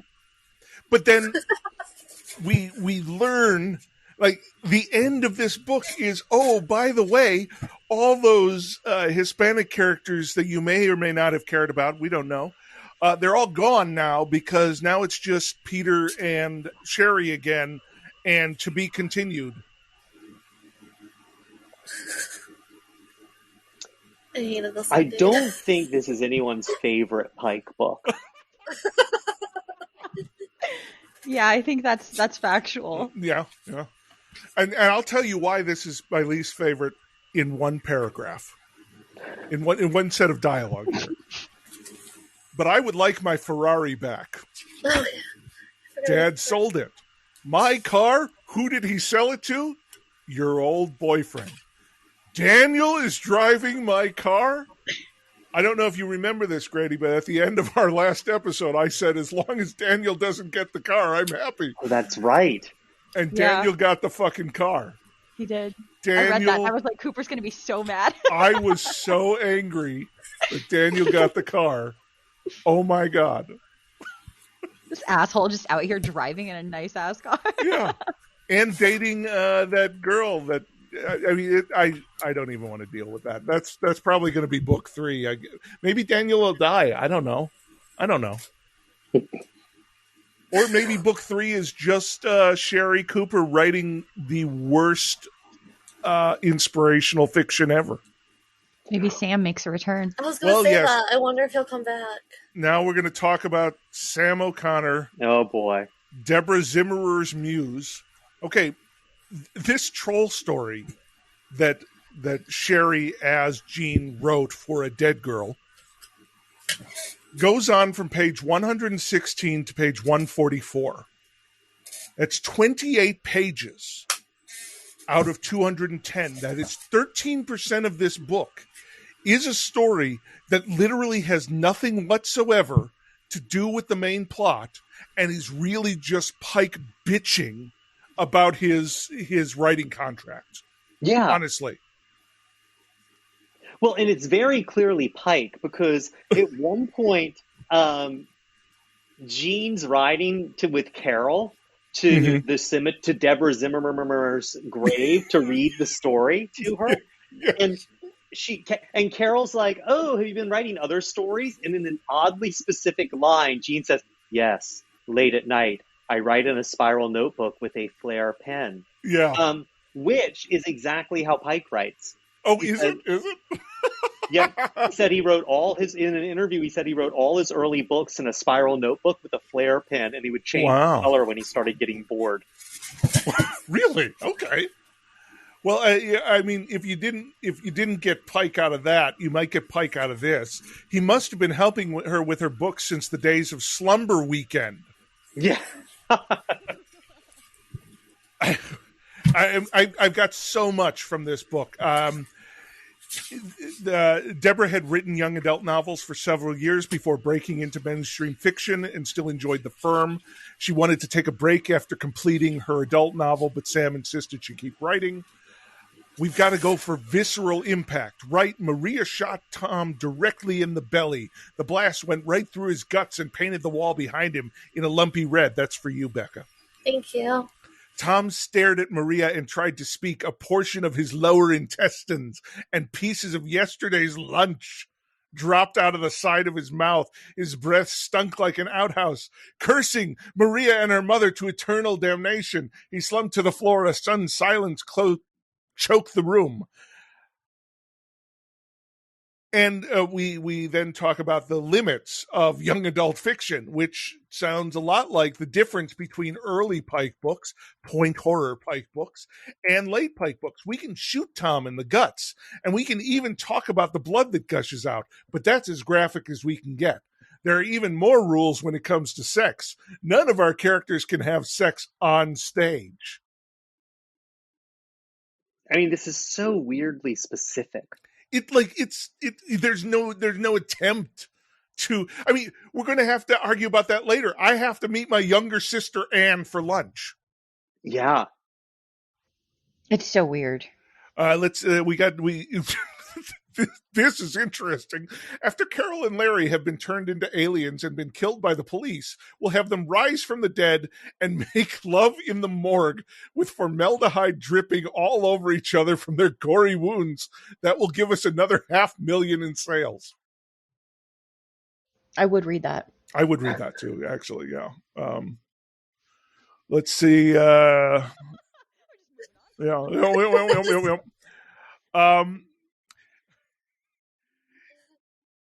Grammar is for editors and pansies. Yeah, little homophobic there. Yeah, if it wasn't for me, you would be writing about teen problems and teacher-student conflicts. So I imagine Christopher Pike's cheerleader books. I mean, yeah. What the fuck is this?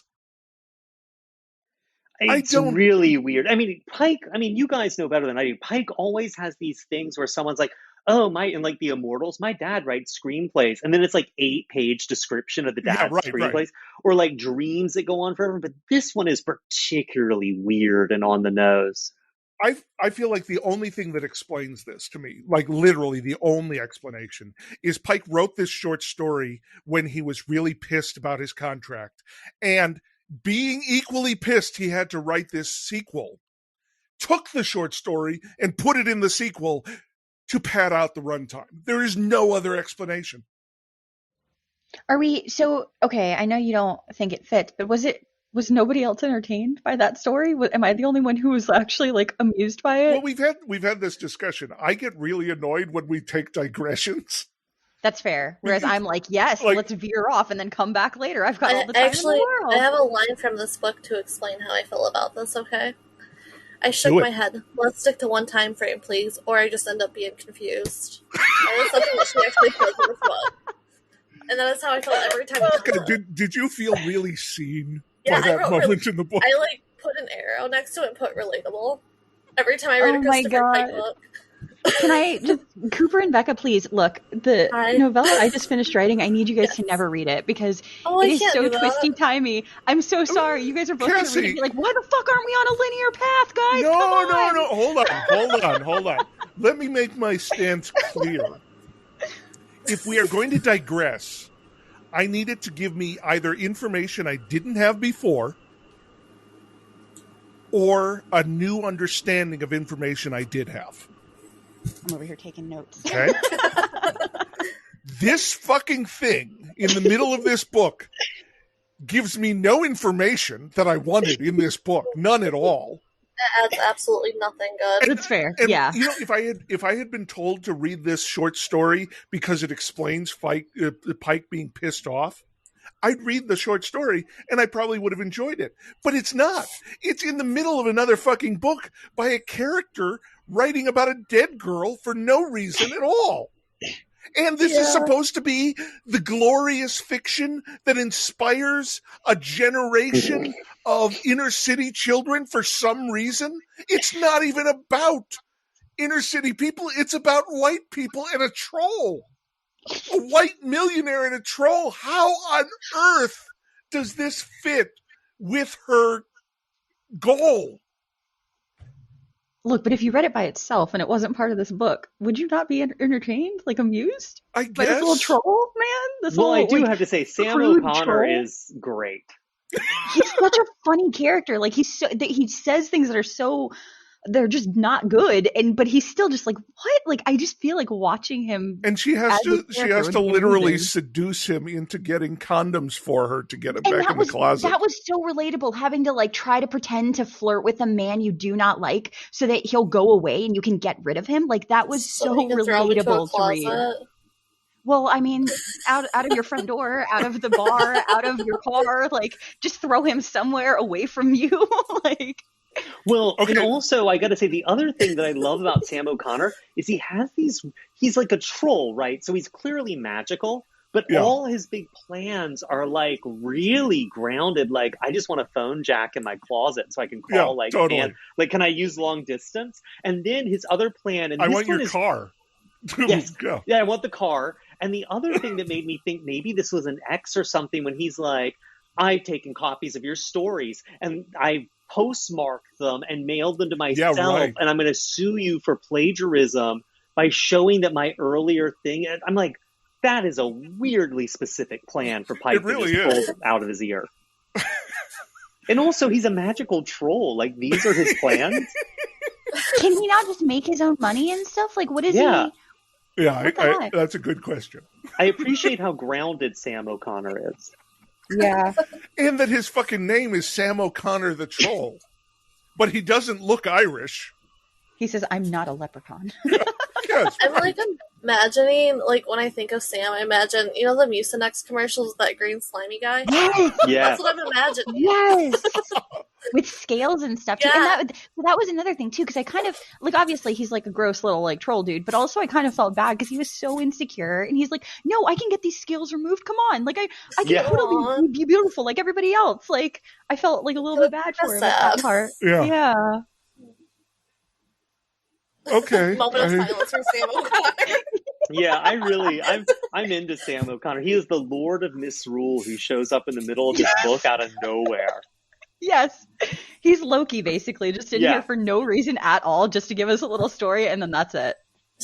No, he's fucking Tom Bombadil, everybody. Whoa. Harsh Yeah. language. Yeah. I don't know who that is. Tom Bombadil is a character from Lord of the Rings that a weird number of geeks absolutely adore, but is a terrible section of Lord of the Rings, and it's good they cut it out of the movie. Yeah, Fucking Tom Bombadil. Tom Bombadil's the worst. The worst. If Pike is listening, I hope that he appreciates the Lord of the Rings drop there. If Pike is listening and he's managed to get this far in this episode, I want to fully apologize. But I still fucking hate this book. I will apologize for my tone. but that's I mean, it. you've loved a lot of his other ones, so it's Yeah, fair. that's true. We've loved an inordinate number of Pike books. Is there an eternal enemy in this book? Honestly, there's no villain. The enemy to me is the fact that I had to read this book. I'm just kidding. I'm totally just kidding. That was a joke. I So actually that don't makes hate this book that much. Becca, that makes me the enemy Oh, yes, because Cooper. I scheduled this. You are the bad guy. I am the eternal enemy of this book. Okay, fair. Well, and also I gotta say, like, if you hated part 2, wait until you get to part 3. Grady, honestly, boy. I cannot wait for part 3 because if it goes further off the rails than this, it is going to be a cataclysmic, horrible. Well, it definitely doesn't have the racial nausea of this book, but it really, as far as I remember, it goes pretty baroquely poor. Well, I can't wait. When it comes to me, like, I love when things are bad. Like, it's so much fun. I love dumb stuff, so I'm excited. I love when things are dumb. Well, you're going to love Remember Me 3. Okay, I'm excited. Because, like, I don't think this book is very good, but, I mean, at least I had fun. And I'm having fun talking about it. Oh, honestly, always the here for a entire good time time. I'm reading this book, I'm thinking of how great it'll be to talk about. Yeah. Because it does not commit the worst sin it could, which is to be boring. Like, it is aggressively bad. It is The Room bad. It is angrily bad. Like, it dares you to like it. And that's enjoyable. Although I will say, whenever we really only got a chapter or two with Rishi, but the Rishi chapters really bored my tits off. Same. Yeah, and I usually like the ones where, like, you all know that I usually like you when do we go usually and talk like to people. the But let's go to Magic Egypt for a while. I think it's because this was a part 2 and part 1 was so different from that. Like, if that was part of the main story already, I wouldn't mind and I would enjoy it. But as it stands, it was like he introduced it for no reason and made it about something it wasn't. And that I was like, where the fuck did the ghosts go, man? Like, what happened? Yeah, it was basically, I don't want to write about that. I want to write about this. Let's talk about some sexuality, because there is some, but not much. It's mostly about tits. Yeah, you'll meet plenty of guys with those tits. Yeah. Is from Jimmy. The green hospital gown she wore was drafty. She didn't want to go strolling down the halls with her ass hanging out, although she thought she had a very nice ass. Indeed, glancing over her shoulder at her bare behind, she was pleased to see she was still curvaceous even after her special coma diet. Now, her coma lasted 2 days. Is the ass still there? Yep, we're all good. I mean, I get it. I mean, that's the first thing I check after I get out of bed rest. Woo, like, ass still there. Jimmy asks her if she can work in a bathing suit after she offers to help move. Are you afraid my breasts might pop out? Yeah. But also she keeps challenging him with these weird questions. She's like, she's like, I'll help you move. Are you afraid I might stab you with my switchblade? Yeah. Because I'm from what about my gun? I've got a gun in here. Yeah. Like, I mean, if I was Jimmy, I'd just be like, no. The answer to all your ridiculous, stupid questions is no. I'm not scared of your tits popping out. I'm not scared of a weapon you might have. Whatever it is, no. No, instead, Jimmy tells her, I'm looking for the quote, but Jimmy tells her exactly where he's moving, the type of apartment he's moving into. Like, he's just spilling his guts to this girl who wandered up on the street while he was moving. Yeah. It's weird. It's very weird. I think that was supposed to be like that they have some sort of spiritual connection, that he feels like he can talk to her and like open up to her immediately or something. Maybe I could see that. Okay. Honestly, I couldn't decide whether I looked better then or now. One thing for sure, Jean had bigger breasts. I was glad I hadn't gone out with Jimmy and let him touch them or anything. I would have just died. There's just too many instances where it borders on VC Andrews territory in this book, and it's really weird. Well, I mean, it fits, though, because the last one did have a huge incest subplot. True. Which they bring up in this one, too. They do. They mention Amanda, yeah. Yeah, Yeah. briefly. Yeah, and Jimmy gets very upset, which, as he should. As he should, yeah. All right, does anyone else have anything in the sexuality section? No, I do not. Then we move into Die Softly, which is the, with apologies to Grady, problematic, moralizing elements. As we mentioned, there's a lot here. I got a lot of moralizing too, more so than I think we've gotten in a while. Like the whole thing with the pregnancy, it felt very moralized and very anti-abortion. While and abortions cost $300 in this book. I noticed that they're $200 cheaper than Whisper of Death. Yeah, so that's good. You know, they get a deal. Yeah, discount coupon. Problematic here, and again, content warning if you want to just skip. You met him last week. She scratched her head. He wasn't that black fellow, was he? She makes me feel like I might be a Johto and not know it. Maybe you are a Johto, Darlene. And I had to look that up. And Johto is the Spanish for the F word. The gay slur F word, not fuck, because I have no problem saying fuck, clearly. And there was we go. There was also a really moralizing moment where she's really down on trash and people not keeping their yards clean. Mm-hmm. You know, she's like, she talks about her neighborhood. She's like, but I can't clean this place up myself. And besides, it will just get dirty again because the minds of too many people around here are dirty. It's very anti-drug. We're screwing ourselves with all the drugs we're taking. She's like, the white people screw us, but we screw ourselves. But then she also is down on TV. She at one point says, what do they do? Just sit around and watch TV for hours? Yeah, right. And it's like, God, you hate messy yards. You don't like drugs. Like, you suck. TV's... She's a square. Yeah. Well, she also says, I can't find the exact quote, but she says, helping people gets me high. Like, just puke in my mouth. Dear God. Yeah, truly appalling. God. Oh, I found that nothing's fun anymore. If you do keep the baby, then we could all play with it, Carol said. It might not be so bad. It might even be fun. Jean sighed.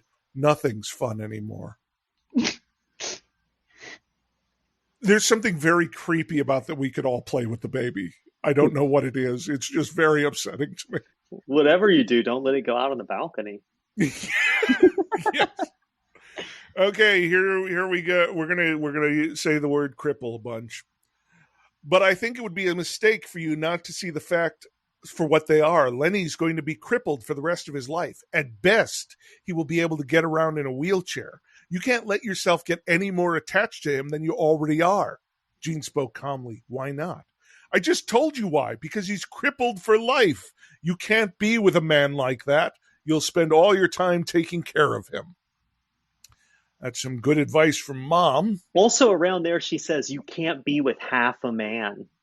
Yeah, there's that's mentioned a couple times. And that goes right with this next quote. He can do everything any other guy can do except walk. Can he have sex? I don't know if he can have sex. Many crippled people can. Many crippled people can't. It just depends. And who cares? Despite what all these stupid magazines say, sex isn't everything. That's true, but for an 18-year-old, sex is something. Although I do have to appreciate, I mean, she's at least trying to be open-minded about this, so he can't have sex. We'll figure it out. We'll cross that bridge when we get to it. But I think that's Sherry. I don't think that's Jean. Oh, you're right. Because this is after Jean gets her Sherry injection. Her hot Sherry injection. Hot Sherry injection. I wonder if it's FDA approved. Just Okay, that was a really dumb joke. I make myself laugh. That's what really matters. That's what matters, yeah. Yeah. Then we have this. It was then that I understood, even before he said what he did next, that he felt he had to kill me to justify what he had done to his friend. That's a terrible sentence, first of all. Yeah. To convince himself that he had not made a mistake. It was twisted logic, and unfortunately it was the kind practiced daily in the barrios, every time some innocent person died. Yeah, that one jumped out at me too. For being And especially gross. right now, you know, it's because what they're saying is doubling down on your bad opinion, right? It's refusing to admit a mistake because of what it will say about you. And we're living in a world where people are literally taking animal medication rather than getting a vaccine because it's easier to double down on their fucking mistake than admit they may have been taken in by con men. And it's not the fucking barrio. It's, wow, I'm sorry. I was waiting to see where that was going to end up. Where does this go? I try so hard not to go political on this podcast. But yeah, Because we're just sitting there like watching with our fingers like steepled in front of us, like, I try so hard. But Pike does definitely make it, it's all about the barrio, man. Yeah. We don't have this problem in white America. Good God. So yeah, that's what I got. What do you got? Anything? Or can we move on? I think that sums it up. I mean, oh my God. Okay. Season of Passage, best and worst writing, and Pikeisms. I want to start with the Pikeisms because they're more fun. We do have the Lord of the Rings with Gene and Deborah in the hospital. McDonald's. We got McDonald's. I got asked out today by the guy with the Russian accent at the McDonald's. And his sister Anna's name is mentioned. Sorry, that came out so weird. Let me try that again. Anna's name is mentioned again in the story with the Mucinex troll. He has. I'm noticing too that like the quicker we read these books back to back, there are certain things like descriptions that he uses a lot, like the generous mouth. Like, no, well, yeah, I don't mean just physical though. Like how she was leaning over and her hair was in the dried blood, and how it like seeped up into her brain. He's used that in like 2 or 3 of his other books. He really has, yeah. Also, and I like it. It's a good one. Isn't it yellow shirt and green pants? Yeah. That's in this too. That is Sherry's outfit of choice. Yeah, that's a lot of his outfits of choice. Yeah, it's alarming how often women wear yellow shirts with green pants. And I don't think I've ever owned a pair of green pants in my life. I was going to say the same thing. It was a different time. It was a different time. Well, maybe we need to do this. He also said in an interview that some girl in high school he had a crush on, that was an outfit she wore that really he liked a lot. Nice. That's not surprising. I do that.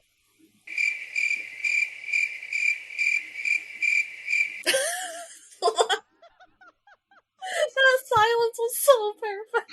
Oh yeah, there's going to be crickets in that silence. Yeah. Oh boy. Oh boy. Okay, our last Pikeism is absentee parents, and there's a bunch of them in this. So Lenny's parents are dead. Jean's father is dead, right?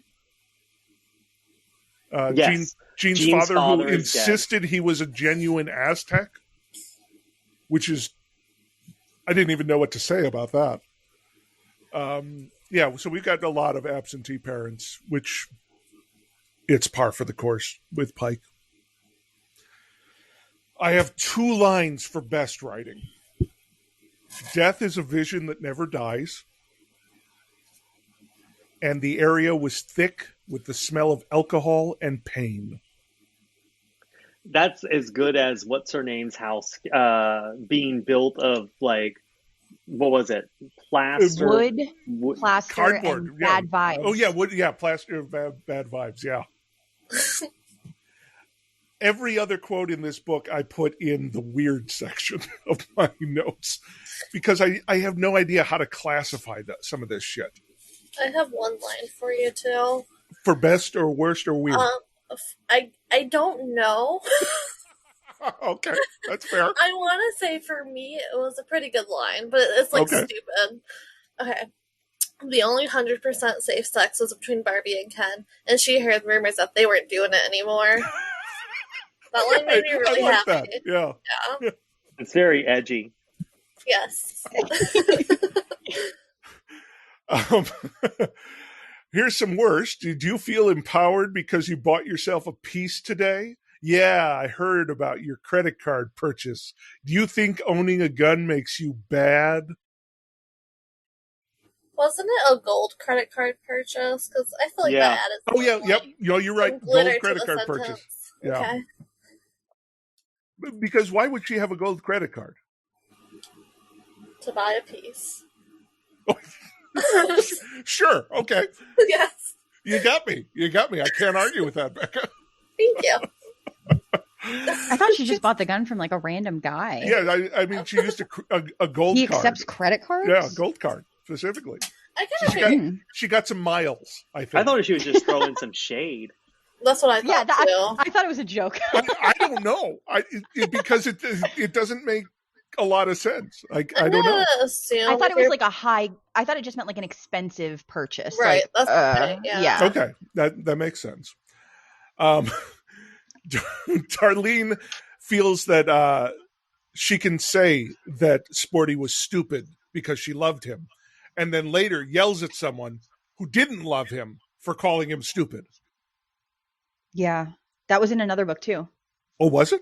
Yeah, it was like one of the last couple of books that we just did an episode on because our guest, I don't remember who it was. I think it was Jude.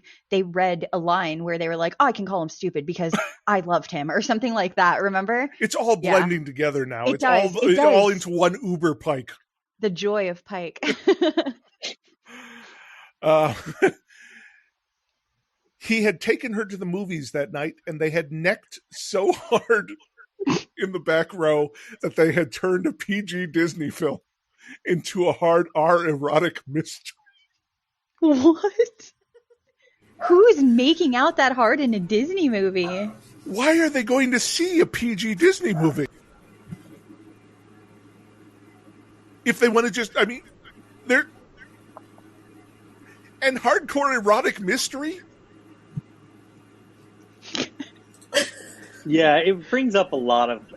people in Pike books, you sometimes feel like he starts a sentence, gets lost halfway through, but he somehow can't erase what he's written. He's not allowed to, so he just like has to try to stick the landing. And it always I feel like it's weird. Not that he's not allowed. He's challenged himself because he has to write so fucking much. It's like, no, I wrote it. No, it's not done. changing. It's done. Yeah, exactly. Carol is going to hit on what's her name, Darlene, because she suffered a major personal loss. That can sometimes shake up a person's sexuality. I heard that on Oprah. There was a woman on there who didn't become a lesbian, you ready, until her husband's head was cut off by a helicopter blade. I gotta love Carol. I mean, ever the optimist. And staying on brand.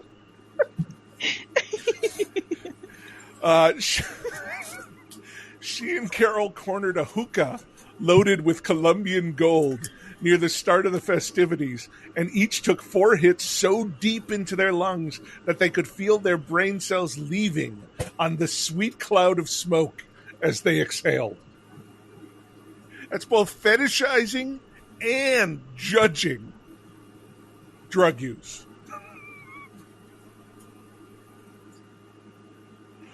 I'm pregnant. The 2 words seemed to float out of her mouth and into a vacuum. The room became a bowl, sitting on some troll's table, and they were breakfast.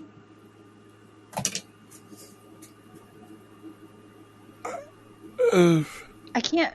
I can picture part of that sentence like as what it is, like breakfast on a troll's table, but I'm just confused how the room and the atmosphere and their conversation. It's a weird. Yeah, I'm Yeah. pregnant. This is like being eaten for breakfast by a troll. Right, what? Yeah. But she does that later, too, in the story within the story, when Deborah goes to thank the author for helping her figure out her, her plot twist with the troll and to trap Sam O'Connor in the closet. The door's open by a squat, pale-faced mole woman. And she's like, she looked like a cannibal right after she finished her midnight, or sounded like a cannibal right after she finished a midnight feast. What does that sound like? Yeah. Okay, I agree with you guys that I don't know what that sounds like, but I did like that description because I was like, that sounds fucking freaky, dude. I don't want to hear that shit. Like, it's something you don't want to hear. You don't know what it sounds like, but you don't want it in your life. It makes sense in my head. It's fun writing. It should just be about something that makes sense, I think. There are places where these sentences would work. It is not in this story in this position.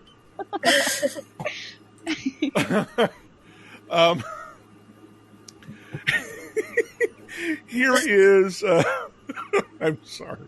I just want to cut out all of Cooper's like he's and put them in one big track like at the end and just Darlene, there are two sides to everything. You don't know what belongs on front until you check the behind. Mm-hmm. That is Carol's pickup line for Darlene. I don't know what it means. I assume it's check out my ass, but it doesn't make a lot of sense. No wonder Carol doesn't have game. Poor Carol. Poor Carol, indeed. She's just She's a little got bit to weird. date Scarface from McDonald's. Until she meets his sister. Anyway. Yeah, that's true. So maybe it all works out for Carol. I hope so. Happily ever after. We've got some good. What is this called? This is dialect. A real friend doesn't do nothing after his friend's gunned down. Yeah, dialect. Let's see, but looking at his dark, cold, mask-like face, she hardly recognized him. And to think, she had made love to him only 2 days before on this very couch. No, she had had sex with him. There was a difference. You like that? No? Okay. I mean, it's better than making it. That's true. I didn't mind, although at the time, that week I think it was something of a taboo to touch anyone of the same sex. Does anyone have any idea why it would be a taboo that week in Sherry's memory to touch her friend Candace? I actually didn't mind that because I feel like that is something that happened in more in middle school than high school, which is suddenly something would be a thing you didn't do. Okay, I get that. Yeah, there was a thing at my school where it was like, if you wore your watch on your left arm, it meant you were gay, but if you wore it on your right arm, you weren't. And then there was people wearing a watch on either arm. It was this whole thing for 2 hot weeks, and then it was just gone.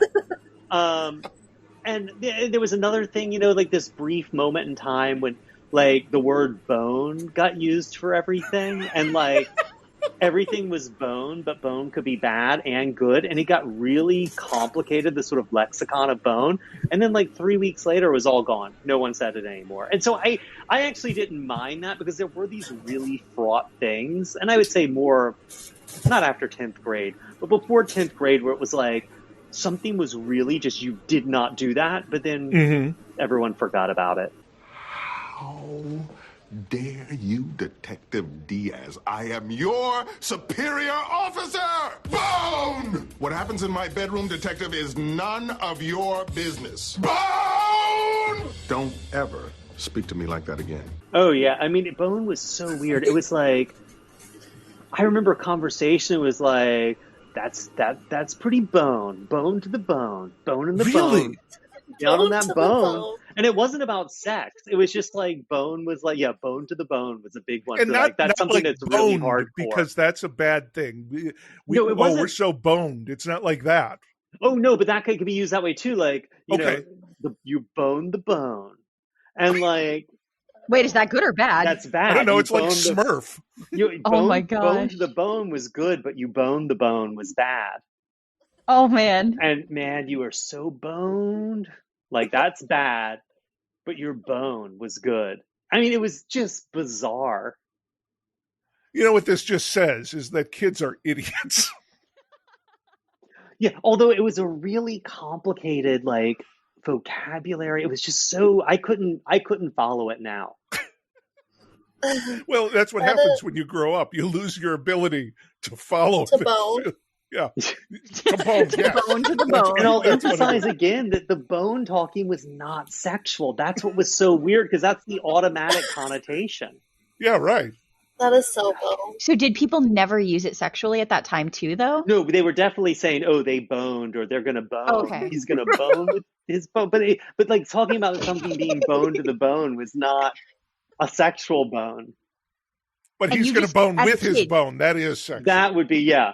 Okay. And you guys would just know in conversation, like you would just hear your friend, Yeah, like it's Carmen, Smurf. say, Yeah. "Hey, I boned to the bone Yeah. with my bone," and you're like, "Oh man, good job, cool." Yeah, exactly. Context. Like, it was just, you knew somehow what bone was being discussed. Man, childhood was a wonderful time. Magical. Magical. All right, I've got some more weird shit. This is Rishi's explanation about grace. Say you want to eat a bowl of cereal. To do that, you need the technique of using a spoon, how to hold it, which end to put in the bowl, how it goes up and into your mouth. The spoon is critical, but it's the cereal you want. The cereal is the grace. That I would be so insulted by that. Rishi's metaphors leave a lot to be desired. For an ancient spiritual leader, it's like the worst parables ever. Like, he's had thousands of years to come up with a parable, and the best he can do is like a breakfast cereal. Yeah, and it's like he's trying to think of one. It's like it's like cereal. You know, cereal. Yeah. Also, why is an Egyptian mystic talking about breakfast cereal? Well, you know, he loves Captain Crunch. That's true. He's got to put it into the context for a white girl. Yeah. She's got to understand from her point of view, from relevance to her. Because she spoke so much about cereal in the other book and earlier in this one. She's really into cereal. But I bet Cassie's just happy that they didn't mention milk. I'm so glad, because I was really worried when I started. I was like, cereal, oh no, it's going to be a milk thing again. What is the milk in this story? Yeah. It's awful. Carol's talking about going out with Scarface. Look, are you still a lesbian or not? I just want to know for future reference. If you're not, then I can quit defending you. Does it bother you to defend me? Carol asked. No, it turns me on. But answer my question. I don't know the answer. I just know I like this guy, but I still like girls. Maybe I'm bisexual. And here's the, does that gross you out? No, it makes you complex. I like that in a boy or girl. There's like mixed messages a little bit here, I think. That exchange is so weird. Like, are y'all gonna fuck or what? Like, what's going on here? Like, I'm really confused. Yeah, is this Jean coming out? Yeah, like why are you telling how interested you would be or potentially could be in boys or girls? Yeah.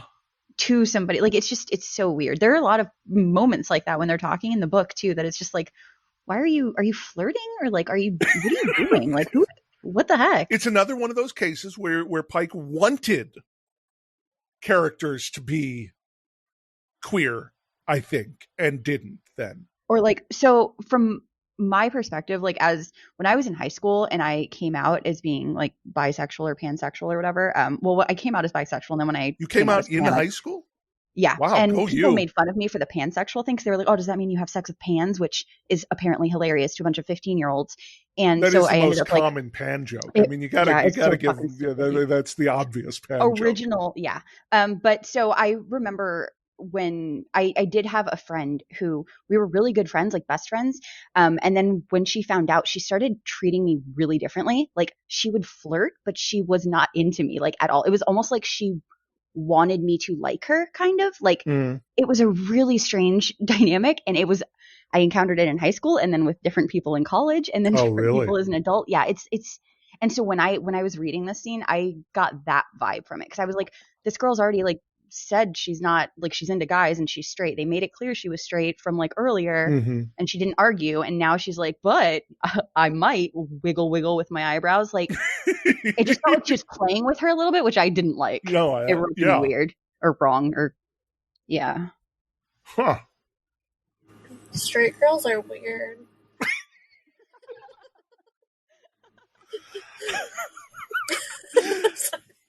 No, that's a good point. Good point. That's true. This could not be any more obvious white savior shit. When they're floating through the universe and they see that the Middle East is covered in dark astral clouds, but there's brilliant light in certain enlightened areas, and also the west coast of America has some points of brilliance. So I guess we're saying that San Francisco is just as enlightened as the Himalayas in India. I'm going to beg to differ as somebody who lives about an hour to the side of it. Yeah. I mean, it's the New Age shit. It's because we're talking about the New Age community. You know, like when in my other podcast, when we talk about the dawn of non-monogamy and polyamory, we talk about the origins in the cultures in San Francisco. So it's easy to get hung up on the idea that somehow enlightenment springs from San Francisco. Did you all notice that this takes place in the same universe as Season of Passage? What I haven't read makes Season you of think Passage. that? Okay. Mysterious Mars. Here I discovered both wonder and fear. On a purely physical level, Mars appeared uninhabited, but studying it with the spiritual eye, I was treated to two interlocking visions. On what I can only describe as low vibration, I saw a race of demonic reptilian beings, a cruel civilization that fought and warred with itself and every other living being in its dimension. Yeah, Here I there was no completely light, missed it. no love, and as a result, only pain. I could only tune into it for a few seconds before being forced to shut it out. So, Grady, Season of Passage is about going to Mars and having reptilian vampire ancient race on Mars. It's so good. It's so good. Yeah, I need to read that because that is almost entirely, I think, the fallout from that war is what Remember Me 3 is about, if I recall correctly. Oh, that would be fascinating if he just really wanted to do sequels. Just See, Becca and Cooper, this means you guys got to go back and actually read those weird reptile parts of those books, please. I forgot that I missed that part. I listened back to the episode and I just get super excited out of nowhere and start like ranting for a solid 5 minutes about alien vampires and reptiles in space. I was like borderline embarrassed, but also like, yeah, that's right. I think our audience loved it. Don't worry. Well, and also isn't Monster about space vampires? Yes, actually, Monster and they feel like two sides of the same story. I just got so excited again. Yeah. Like there are subtle differences, but they could be part of a shared universe without question. They do, because a lot of the stuff they say in Monster about the world and the planet and the creatures that inhabited it and stuff, it's very, very, very similar. And like even like the iron in their blood and stuff like that. But yeah, Season of Passage is awesome. And it's basically Event Horizon plus vampires. Plus Mars. So Event Horizon plus vampires plus The Martian. There. Yeah. This I found so interesting. Gene looked over at the computer. It waited on his desktop like a modern Aladdin's lamp. She only had to rub the keyboard a little, and the megabyte genie would appear and offer her any wish except for the wish for more wishes. I did have to look. Aladdin came out the year before. It's a specific line. The megabyte genie is what really gets me there. and then there's this when Carol and Jean are on their way to the cemetery. Are you going to try to get it published? I hadn't really thought about that, but the main character is a successful author. I wonder if I subconsciously patterned her after myself. Jean, this is your first fucking short story. Glass half full. Full of herself. Or it's Sherry. I don't know. But that's all I got. Does anyone have any other best, worst, weird, anything else you want to say about the writing in this book? I have nothing. No. Then let's move to last act. Final thoughts and ratings out of 5 Pikes. Grady? 0. You have the floor. 0. I would give it a 0, maybe a 1. I just, it's not good. It's pretty boring. I got to say, for me, the highlight of this book was Sam O'Connor, and Carol Dasman. Beyond that, not much. All right. Well, I'm going to nail you down though. 0 or 1 or a half. You gotta. A half. Stake your claim. No, I'll give it 1. I'll give it 1 full Pike for Carol Dasman and Sam O'Connor. Okay. Cassie, what do you got? I think I'm going to give it. I think I'll give it 1 Pike and then also a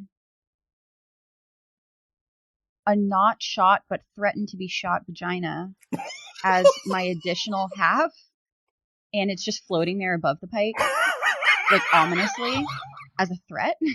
And I also agree that this is just not very good, but there were some things that like you laughing really hard. I can't even. It's just a floating vagina. Look, I couldn't think of anything else from the book except that part at that point. Okay, so that's what I went with. No, I support you. I think the best part for me was that, like, what did you say? It was like 13% of the book where it was Sam O'Connor. Yeah, I just liked that short story because it was fun and it had like a twisty like end, like where there's another troll, and I really liked that, and I think that colored my whole opinion of the rest of the book, making me like it more. Otherwise, though, no, it's not good, and I'm. If I had started with the Remember Me trilogy, as a kid, I probably wouldn't have been super into it.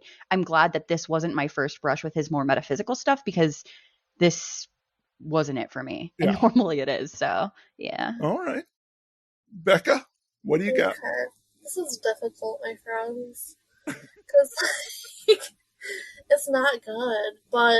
It's not good. I think my interest was held the whole time, though. Okay. So I'm going to give it, I don't know how to add my 0.5, so we're just going to go with 1 alien bursting from the abdomen during sexy time. 0.5. I mean, you could do the spike with the alien on it, and that's 1.5. Okay, is the spike coming out of the chest as well? Yeah. So like it's like Jason in Friday the 13th 2, stabbing the pike through the body and skewering the alien. How about that? I appreciate the Jason reference. Yes. Yeah. Okay. I'm going full. It's 0 Pikes. It is not. Is that our first 0? It is the first 0. Yes, and I honestly didn't know zeros existed until today. Like, I didn't know we could do that. I know. I never considered giving a book here a 0 before. What appalls me the most is Remember Me 1 is a 5 for me. Oh, yeah. I forgot about that. I forgot you gave that one a 5. And it's one of only 3 5s I've given. Whisper of Death, Monster, and Remember Me, and for this to be so off the wall terrible. Yeah, entertaining, that's fine, but still terrible. And I guess I'm the only one who thought that the Sam O'Connor story was absolute horseshit and didn't belong anywhere near. I was with you on it. Oh, because oh my god, I hated it. And what's fun is that now beats Last Act, which was our previous worst book, with an average of 2. This book has an average of 1. Yikes. I'm looking forward to 3. Yeah. Now I want to see if we can get Aren't lower. you glad you're going to be here for the whole trilogy Get now? low. Hang on tight and let's take this elevator down. Okay, with that, Grady, we ask you, tell us where our listeners can find more about you and your work, and how is Final Girl Support Group going for you? Good. It's out. It's going to HBO to be a TV show. Oh yes, I read that. Congratulations. Yeah, thanks. So it's doing good. But if people want more of my stupidity, it is GradyHendrix.com. That's where you'll find everything. Very nice. Becca, where can we find more of you? Yes. I have a blog where I review books at astoldbybex.wordpress.com. I have a Bookstagram, which is Read with Bex, and I have a Twitter and a TikTok, which is As Told by Bex. Cassie? You can find me on Twitter at ControlAltCassie, CTRLALTCassie. And then I also have an art shop where I sell art and books and DIY embroidery kits, and that is shopletsgetgalactic.com.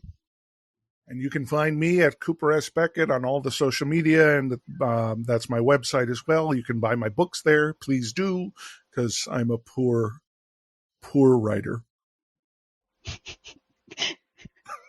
Anyway. From that one show where the guy's just like, buy my book, with his arm going up and down. Yes. I forgot what the show's called. That's what I pictured.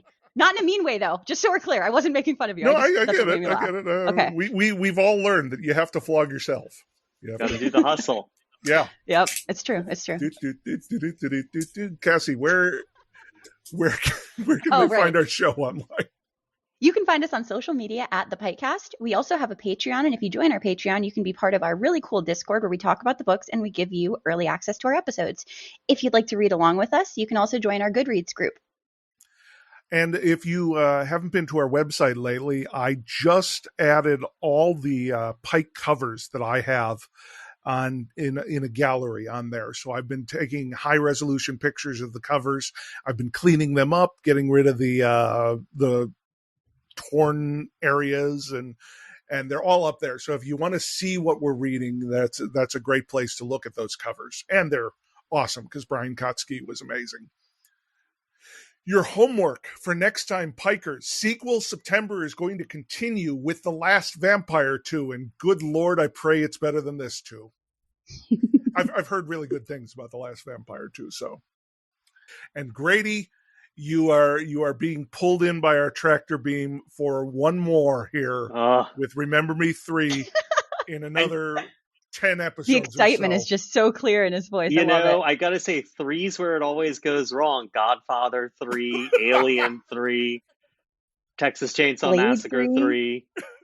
Right. But then with Chainsaw, you get the batshit insanity of 4. Yeah, but that's 4. 3 is always a disaster. So I don't know. I will go to bat for Back to the Future 3 over 2 any day. Wow. Any day of the week. It's a bold statement. Yeah, I know. Well, listeners, thank you for joining us. Grady, thank you for joining us. Oh, no. And thanks for having me. Oh, it's our pleasure. Oh, no. No. Thank you for coming and making us laugh. Yeah, Thank you. Absolute delight. Listeners, pleasant dreams. Woo. You survived the night, friends. You can peek out from under your covers and see the first blues of dawn out the window. Thanks for spending the night with the PikeCast, and we hope you'll join us again next time. Until then, Pikers, Pleasant dreams.